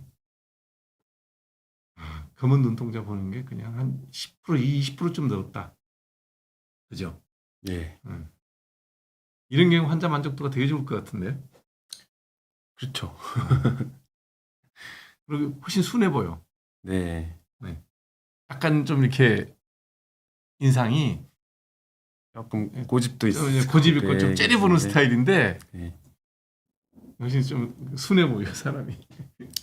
그래서 이제 아마 요거를 제가 어떤 분이 처음 명명을 했는지 모르겠는데 눈매 교정이라는 게 사실은 이제 어떻게 보면은 약간 눈썹 올림근을 전진술 뭐 이런 식으로 표현하는 게 맞는데 그거보다 눈매 교정 훨씬 더 예. 그냥 쉽게 와다. 그래서 네. 이름을 그걸 굉장히 잘 지었습니다. 음. 눈매가 뭔가 좀 싸나워 보이고 이런 게 음. 들어 보이고 네. 그렇게 된 게. 네, 오늘은 우리 신 원장님 모시고 재밌는 눈 수술을 이제 경험을 많이 이제 간접 경험을 했는데 사실 제가 제 눈에 지금 이렇게 보이려 그러면 눈에 힘 줘야 돼요. 눈에 힘 안 주면 그냥 이래요. 좀 보려면 이렇게 하면 눈에 좀 여기 힘을 줘야 되고 이제 그런 게 있어서 저도 언젠간 하긴 해야 되겠다는 생각을 하고 있습니다. 하게 되면 제가 아주 그냥 공개된 자리에서 우리 신동원 원장한테 내 얼굴을 맡기면서 날짜 잡아서 비포 애프터를 보여드릴게요. 자, 질문을 좀 받도록 하겠습니다. 58세 류마티스 관절염, 자가면역 쇼그렌, 안구건조증, 침샘분비 건조증, 살라겐정 알약을 먹고 있고 약 부작용이 없을까? 인공눈물은 진단 초기 1년 정도 썼는데 지금 안 써도 괜찮아. 안 써도 괜찮지 않으니 검사를 해보라고 아까 말씀드렸죠. 그래서 눈에 신경에 이상이 남나 확인해 보시고 본인의 느낌과 상관없이 안구건조증이 진행될 수 있으니까 눈 문제를 한 번 더 확인하셔야 될 거예요. 류마티스 관절염은 살라겐정은 아마 내과 선생님이 처방하셨을 거예요. 그거하고 상관없이 안구건조증은 진행될 수 있으니까요. 남 원장님 한번 뵙고 상담을 해보시기 바랍니다. 쌍꺼풀이 여러 겹인데 나중에 되면 한 겹으로 정리될 수 있을까요? 사실 이게 나이가 들면 좀 쌍꺼풀 라인도 바뀌는 경우가 있는데요. 네. 보통 이제 나이가 들면 이제 피부가 좀 얇아지고 탄력이 좀 없어지고 지방이 좀 없어지는데 없던 게 생기기도 하고 나이가 든다고 해서 쌍꺼풀이 이제 한 겹이 되고 그렇지는 않을 것 같습니다. 더 겹이 많아질 거예요. 예. 저도 원래 쌍꺼풀 없었던 얼굴인데 예. 늙어서 이렇게 눈이 처지면서 쌍꺼풀이 생기더라고요. 40대 후반에. 윤희님 풀 페이스리프팅, 아유, 풀 페이스리프팅 저는 반대예요. 사람이 너무 이상해 보이지 않아요? 젊어지죠. 너무 이상한 것 같아요. 그냥 뭐 눈에 좀 이상이 있으면 눈 정도 좋지 않을까 싶어요. 티파니 사치미 컬러 전화 안 하고 그냥 왔는데 색깔이 그냥 비슷해졌네요. 잘 어울리나요? 네. 30대 중반인데 눈을 크게 뜨거나 힘을 주면 주름이 생겨요? 이게 무슨 얘기야? 이마 주름 말씀을 하시는 나요? 그러겠죠? 예. 힘 줘서 주름 생기는 건 이마밖에 없지 않아요? 네. 그러면 이거는 보톡스를 맞는 게 30대면 보톡스가 답이겠죠. 아직은 안 쳐지니까. 피부가 얇고 지방 층지도 없는데 다크서클이 있다. 이 뭔 소리예요? 아마 제 생각에 이제 가끔 색소 침착되시거나 토닝 레이저 같은 걸 하셔야 되지 않을까요? 그러니까 저거는 그냥 색소 예. 침착이에요. 그러니까 피부가 얇고 지방 처짐이 없는데 그냥 색깔만 있다. 그럼 뭐 미백 연고나 뭐 토닝 레이저 좀 써야 되겠죠. 요것도 한번 이런 게 이제 그거요? 예, 맞아. 여기 아까 뭐라 그랬더라? 이런 게 이제 알부틴 알부틴 들어있는 그 그런 이제 다크 스킨에 쓸 수 있는 거예요. 누구였죠? 제시카님. 예. 저 빨리 저기 20분 제가 그 우리 신 원장님 쿡쿡 옆구리 찔러가지고 20개 규정을 받았으니까요. 신청하세요. 눈이 작은 사람의 시술에는 눈매 교정이랑 트임 이거 예리한 질문이다. 앞 트임하는 거하고 눈매 교정하고 눈이 작은 사람. 사실 두 개가 좀 다른 효과가 전혀 다르잖아요. 이제 트임 수술 중에 가장 이제 우리가 흔하게 하는 수술이 앞트임 수술인데 이제 네. 동양인 같은 경우에 저도 보시면은 이제 몽고주름이라 그래서 안쪽에 있는 누르를 이제 가리고 있는 이런 주름이 있는데요. 네. 그거를 이제 좀 터서 안쪽을 좀 넓게 해주는 거를 이제 앞트임 수술이라고 하고, 그래서 이제 안쪽으로 좀 크게 해주는 게 앞트임 수술이고, 이제 눈매 교정 같은 경우에는 아까 이제 눈 뜨는 힘을 강하게 해주는 거를 이제 눈매 교정. 보통 이제 눈매 교정만 하진 않고 쌍꺼풀과 함께 이제 눈매 교정이 이제 포함되는 건데, 팀도 그거는 매한가지 않아요? 보통 쌍꺼풀 하면서 앞팀 하지 않아요? 그때 다른 것 같습니다. 보통은 같이 많이 합니다. 네. 왜냐하면 이제 쌍꺼풀 라인이랑 절개가 이어지기 때문에. 그래서 눈이 이제 가로로 넓어지는 거를 팀 수술의 효과라고 봐야 될 것 같고, 눈을 이제 세로로 넓어지는 거를 뭐 쌍꺼풀 수술 또는 이제 눈매 교정이라고 봐야 될 것 같습니다. 눈이 아주 작은 사람이면 그걸 다 동시에 다 해야 되겠네요. 네. 정말 흔히 말하는 와이셔츠 단축구멍 같다라고 얘기하는 분들이라면 쌍꺼풀, 눈매 교정, 앞트임 이걸 다 하게 되겠네요. 네. 동시에 다 가능한가요? 동시에 많이 합니다. 예. 가슴 수술을 하려고 여러 가지 보형물을 만져보니 맨엑스 엑스트라가 땡땡하지 않고 촉감이 부드러워지게 할까 하는데 손으로 만지는 촉감과 삽입을 하고 난 다음에 촉감이 같을까요? 맨엑스 엑스트라는 뭐예요? 저기도 아마 이제 멘토사 회사 이름이 좀 다르신 것 같아요. 멘토 음. 엑스트라라는 제품인데 네. 보형물 중에 제가 보여드렸던 여러 가지 있었죠. 예, 합니다. 실제로 우리가 만졌을 때도 지금 요즘 나오는 보형물 굉장히 부드러운데 이게 몸 안에 들어가면은 사실 조금 더 부드럽다고 느낄 가능성이 높습니다. 그래서 아, 그 이유, 더 부드럽다. 피부를 통해서 만지니까. 예, 네. 그 이유가 우리가 보통 한국 사람들 가슴이 크지 않은 사람들의 수술을 할 때 네. 보통 근육 밑에 들어가게 되는데 그렇죠. 어쨌든 피부층이 있고 지방층, 유선층, 그다음에 이제 근육, 그다음에 이제 보형물이 있기 때문에 최소 몇 센치가 위에 여유가 있기 때문에 네. 사실은 실제로 만지는 것보다 부드러울 가능성이 더 높습니다. 아, 이제 수술 후에 삽입하고 난 다음에 만지는 거는 내 살을 통해서 만져지는 거니까 예. 그렇겠네요. 네. 시술하는데 녹는 실을 사용하는 것, 안 녹는 실을 하는 것 기준. 일단은 기본적으로 겉에 봉합하는 실은 이제 안 녹는 실을 많이 쓰고 네. 안쪽을 봉합하는 실은 녹는 실을 많이 쓰는데 네. 특수한 경우에 우리가 어떤 힘을 오랫동안 작용해야 될 때 네. 쌍꺼풀처럼 우리가 집어넣고 그게 자연스럽게 유착될 때까지 힘을 가지고 있어야 될 때는 우리가 이제 안 녹는 실로 쓰고 그런 경우가 아닐 때는 안쪽은 대부분 이제 녹는 실로 하게 됩니다. 네. 그러니까 그게 그대로 그 자리에 있어야 되는 실은 무조건 안 녹는 실을 쓰는 거네요. 나일론이죠, 그러니까. 네, 나일론입니다. 얇은 나일론. 네. 이것도 근데 조금 의사들마다 조금 차이는 있을 수 있는 것 같은 게 사실 이제 눈 같은 경우는 그냥 거의 다 나일론 쓴다고 생각을 하시면 되고 안쪽에 네. 우리가 이제 찝을 때 코 성형을 하는 경우에 네. 연고를 이제 고정을 하는데 저는 사실 다 녹는 실을 씁니다. 코에 연고를 여기도 고정할 때. 연고를 이제 뭐 조작을 해서 고정을 할 때, 네. 근데 그걸 그냥 나일론 안 녹는 실을 쓰시는 분들도 있습니다. 아, 별 문제는 없겠는데 그래도 연골 쪽이면. 사실 그 실이 굉장히 얇아서 그게 뭐 현하거나 뭐 문제되는 경우는 거의 없는데요.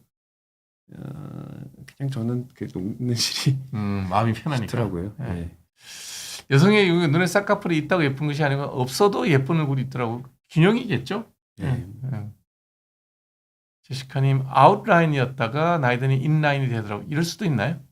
그 아까 전에 이제 한예슬님이 이제 수술을 하게 된 원인이 원래 이제 본인이 어렸을 때는 좀 아웃라인으로 상대적으로 아웃라인으로 쌍꺼풀 이제 높이가 높았는데 네. 나이가 들면서 그게 좀 약해져서 안감이 약간 처지니까 요쪽 안쪽이 처져서 그렇다는 얘기 아니에요, 결국은. 그 수술을 하신 거고 사실은 당연히 이제 나이를 들면은 뭐 윤트님도 약해지고 피부 같은 경우에도 이제 계속 아래쪽으로 흘러 내려오니까 라인이 좀 작아질 수밖에 없죠. 예. 그래서 쌍꺼풀 수술할 때 굵고 진하게 해야지 늙었을 때 처지지 않기 때문에 무조건 굵고 진하게 해놔야 되나요? 어떻게 생각하세요? 그 아까도 말씀드렸지만 이제 쌍꺼풀의 높이가 너무 높게 디자인이 됐을 때 우리가 느꼈을 때 소시지 눈이라고 해서 좀 부자연스러울 수도 있고 오히려 안 예뻐 보일 수술을 한 게 더 안 예뻐 보일 수가 있기 때문에 눈이 땡그래가지고 저는 이제 굵고 진하게 하는 게 아니라 적당하게 해야 된다고 생각하고 늙으면 다시 하더라도 네. 네. 늙으면 그때 이제 피부가 처진 부분을 제거를 하는 수술 그건 또 조금 전 다른 수술이라고 생각하고 젊었을 때는 적당한 라인으로 하는 게 맞다고 생각합니다. 눈썹 그 상황을 하면 칼자국이 남는데 그건 피할 방법이 없죠. 네. 눈썹으로 잘하면 되게 안 보이지 않나요? 사실 경계선에 있어서 네. 아까 또 제가 잠깐 보여드린 네. 뭐 요 정도 요 정도 보이는 건데 아주 자세히 보시면 아주 자세히 보시면은 요 라인 따라서 되게 안 보이더라고요. 그러니까 했던 분들 보니까 그 눈썹이 가려지는 거죠, 그러니까. 예, 눈썹에 가려집니다. 네. 경계 부위에서. 안과에서 쌍꺼풀 수술을 하던데 성형외과랑 어떻게 차이가 나는지. 안과 쌤이 한다고 뭐 더 잘 보이는 거 아니지? 안검하수를 안과 쌤들도 하더라고요. 안선영 하시는 쌤이. 사실 아까 우리가 안검하 수술이라고 한 게 눈매 교정이랑 이제 같은 수술인데 네. 물론 이제 눈에 피부가 처져서 제거하는 부분도 있지만 눈뜨는 힘이 약해서 그걸 좀 강화시키는 수술. 그래서 그게 안검 수술이라고도 부를 수가 있는데 네. 저는 사실 이제 쌍꺼풀 수술을 한다고 뭐 시력이 좋아지는 건 아니고 그렇죠. 그게 그건 뭐 우리가 상관없죠. 안구를 건드리는 네. 건 아니니까 근데 뭐 편해지긴 하겠죠. 네. 저는 이제 눈꺼풀은 성형외과에서 하고 네. 눈 안쪽은 안과에서 안과에서 하고. 하는 게 좀 맞다고 생각합니다. 네. 실제로 뭐 트레이닝 과정이나 이런 데서도 없으니까 네, 그게. 상대적으로 예. 케이스나 이런 그런 것들 게. 다 성형외과에서 많이 하고 맞아요. 예. 테이프를 붙여도 쌍꺼풀은 생기지 않나요? 어릴 때부터 테이프 붙이는 뭐 중학생들도 있긴 하던데. 제 생각에 그것 때문에 생기지는 않을 것 같고 이제 어떤 사람 중에 이제 말씀하신 대로 나이 들면서 이제 피부가 얇아지면서 예. 지방이 빠지면서 생기시는 건 있고 예. 테이프를 붙인다 그래서 생기는 건 아니다. 뭐 일시적으로는 생길 수 어린 있겠죠. 친구들은 하는 예. 친구들이 있긴 있어요. 성형외과에서는 켈로이드 피부는 어떻게 수술하나요? 일단은 절제를 하죠. 당연히 네. 절제를 하고 뭐 부위에 따라서 흉터를 좀 덜 보이거나 뭐 구축이나 이런 거를 좀 예방하기 위해서 뭐 Z자나 뭐 W자로 좀 지그재그로 해서 뭐 절제를 일단 기본적으로 하게 되고 그다음에 이제 뭐 수술 후에 불어오르거나 뭐 이런 거 막기 위해서 뭐 실리콘 시트나 이런 거 쓰고 필요하면은 뭐 스테로이드 주사도 좀 놓고 네. 근데 그렇게. 켈로이드가 있는 사람이 예를 들어서 뭐 이렇게 성형을 원하면 어떻게 해요? 부위에 따라 다를 것 같습니다. 이게 네. 수술할 때 흉터가 많이 남는 부위가 있고 좀 적게 남는 부위가 있는데 사실은 귀 말고 얼굴 자체에서는 생긴 경우 거의 없죠. 켈로이드는 본 적이 없는 것 같습니다. 네. 실제로 참 재밌는 게요. 그 켈로이드가 생기는 부위가 요 아래쪽에서만 생겨요. 그러니까 입을 수평으로 쭉 커서 요 아래쪽에서만 생겨요. 그래서 코나 눈 수술에서 켈로이드 생긴 경우는 전 지금까지 뭐 저도 피부과에서 하면서 켈로이드 환자 많이 보는데 한 명도 본 적은 없어요. 그게 맞는 것 같아서 여기 여기 있잖아요. 귀 위에 뚫은 데는 상관없는데 여기다가 귀 뚫은 사람들은 켈로이드 생기는 경우는 있어요. 그래서 입술 아래쪽은 가급적이면 켈로이드 있는 사람은 손 안 대는 게 좋죠. 성형외과 의사라면 라시낙색 같은 수술 안 하는 게 낫나요? 이게 무슨 얘기지? 사실 저는 눈이 되게 좋아서 뭐 1.1.5라 눈이 좋은데 상관없지 않나요? 안경 끼고 수술하지 않나? 모르겠습니다. 제가 눈 수술에 대해서 그러니까 그런 이제 시력 좋아지는 수술을 한 번도 생각해 본 적이 없어서 네. 모르겠는데 모르겠습니다. 이게 뭐 예를 들어 뭐 라식 라섹을 했을 때 뭐 빛이 번진다던가 뭐 이제 그런 게 그런 거를 얘기를 하시는 그런 것 건지. 같은데. 예. 근데 친구 중에 혹시 성형외과 보도 동기 중에 라식 한 사람 있나요? 라식 한 사람? 동기 중에 한 명이 눈이 너무 안 좋아서 그는 이제 아마 동대장 뭐 이런 젊을 때 그런 게 생겼던 것 같아요. 이제 뭐 수술은 잘 안 하고 계신 친구가 한 명 있는데 뭐 골프 선수들도 눈이 되게 중요한데 저기 리디아고인가요? 리디아고가 아마 라섹을 했을 거예요. 그 전에 안경 쓰다가 라섹한 걸로 제가 알고 있는데 우승하고 아무 별 변화 없는 것 같더라고요. 적응되는 사람 아무 문제 없는 것 같아요. 저희가 이제 아무래도 눈이나 뭐 코나 얼굴 수술하면 되게 미세하니까 사실 눈이 잘 그렇죠. 안 보이면은 루페라 그래서 이제 돋보기 같은 거 여기 끼시는 탁 분들도 쓰고 하잖아요. 많은데 저는 지금은 아직까지는 아이고 뭐 노안할 때 노안이 생기면 아직은 안 좀 하는데 이게 어쨌든 그런 걸 좀 많이 하면은 좀 눈도 계속 안 좋아진다고 하더라고요. 빛도 계속 보고. 그렇죠. 예. 가간빛을 계속 이제 노출돼서 이렇게 현미경 수술 많이 한 분도 눈 피곤해 하시긴 하죠. 70세 어머니 눈밑 지방이 많이 처졌는데 나이 때문에 하안검 수술을 하시면 애교살이 없어지시는 건가요? 애교살이 없어진다는 게 뭐죠? 네, 저희가 보통 얘기하는 애교살은 네. 이게 눈 바로 아래 이 부분을 애교살을 얘기를 하는 거고 네네. 저희가 제거하는 살은 그보다 아래쪽에 있는 처져 있는 살을 제거를 하는 거라 네. 뭐 하안검이랑 애교살이 없어지는 거랑은 좀 별개일 것 같습니다. 70이라도 요즘에는 뭐 여성분들은 90 평균 수명이 90이기 때문에 많이 차서 어머니 힘들어하시면 하시는 것도 괜찮죠. 네. 40대 초반 이마 고정주름은 이마에 고정주름은 없고 표정주름이에요 다. 보톡스를 하면 맞는 기간 동안은 6개월은 가죠. 근데 이미 골이 패인 경우는 그거는 종이를 완전히 접었다 핀 거랑 똑같게 그 주름 그건 안 없어집니다. 아마 그게 고정주름이라는 얘기가 그 뜻이라면 보톡스를 맞아도 그거는 안 없어져요. 우리 바지 한번 이렇게 다림해서 이제 줄 잡아 놓으면 아무리 가로주름이 잡혀도 바지 단 주름은 안 펴지잖아요. 그건 안 없어집니다. 성형해도 안 없어지지 않나요? 그걸 이제 없애는 게 아까 얘기했던 이마 거상 아. 이 수술이 이제 요거를 좀 당겨서 그래도 펴지게 이 펴져도 이렇게 주름은 남아 있지 않아요? 그게 좀 펴지죠. 그 원장님 말씀대로 이렇게 파인 부분은 사실 우리가 채워줘야 되죠. 그 네, 채워주는 네. 게 뭐 우리가 뭐 지방 이식으로 채워줄 수도 있는 거고 뭐 필러로 네. 채워줄 수도 있고 뭐 필러를 쓰게 되면은 굉장히 얇은 물성이 음. 얇은 필러를 써야 될 거고 그거 말고 이제 요즘 뭐 콜라겐 부스터 그래서 뭐 그런 콜라겐 생성을 유도하는 뭐 PLA 뭐 이런 주베룩 뭐 이런 거를 쓸 수도 있고 저는 이제 목주름 이런 데도 좀 저기, 재밌게 좀 쓰고 있습니다. 슈도에눔이라 그래갖고 뭘 해도 근데 완전히 이렇게 주름 잡혀 있는 것 자체가 눈에 안 보이지는 않을 거예요 아마. 예. 종이 접은 거랑 똑같다고 보시면 돼. 윤희님 저 어렸을 때 별명이 삐삐예요. 죽은 깨도 좋은 화장품인가요? 없어지지는 않아요. 없어지지는 않은데 바르면 도움은 되니까 네, 윤희님은 주소 알려주시면 제가 하나 보내드리도록 하겠습니다. 지방 재배치 수술을 했는데 잘못돼서 눈이 꺼져버렸어요. 재수술이 가능할까요? 이건 이식해야 되지 않나요? 예, 근데 한번 사실 정확하게 좀 봐야 될 것 같습니다. 눈 밑이 얼마나 좀 꺼졌는지. 너무 많이 제거가 되면 또 할로니스가 생겨서 네. 또 그럴 수가 있어서 그럼 어떻게 해? 그러면 채울 수는 있는 건가요? 지방 이식이나 뭐 네. 필러나 이렇게 네. 채울 수 있습니다. 눈썹이 진한 사람이 쌍수를 하면 인상이 거세 보이는데 쌍수하면 관상도 달라지겠네. 당연히 달라지지 않을까요? 관상이 이제 그 사람마다 관상이란 게 있죠. 근데 그 뭐 관상이 달라졌다 해서 그 사람 운명이 바뀔지 안 바뀔지 그건 잘 모르겠네요. 네.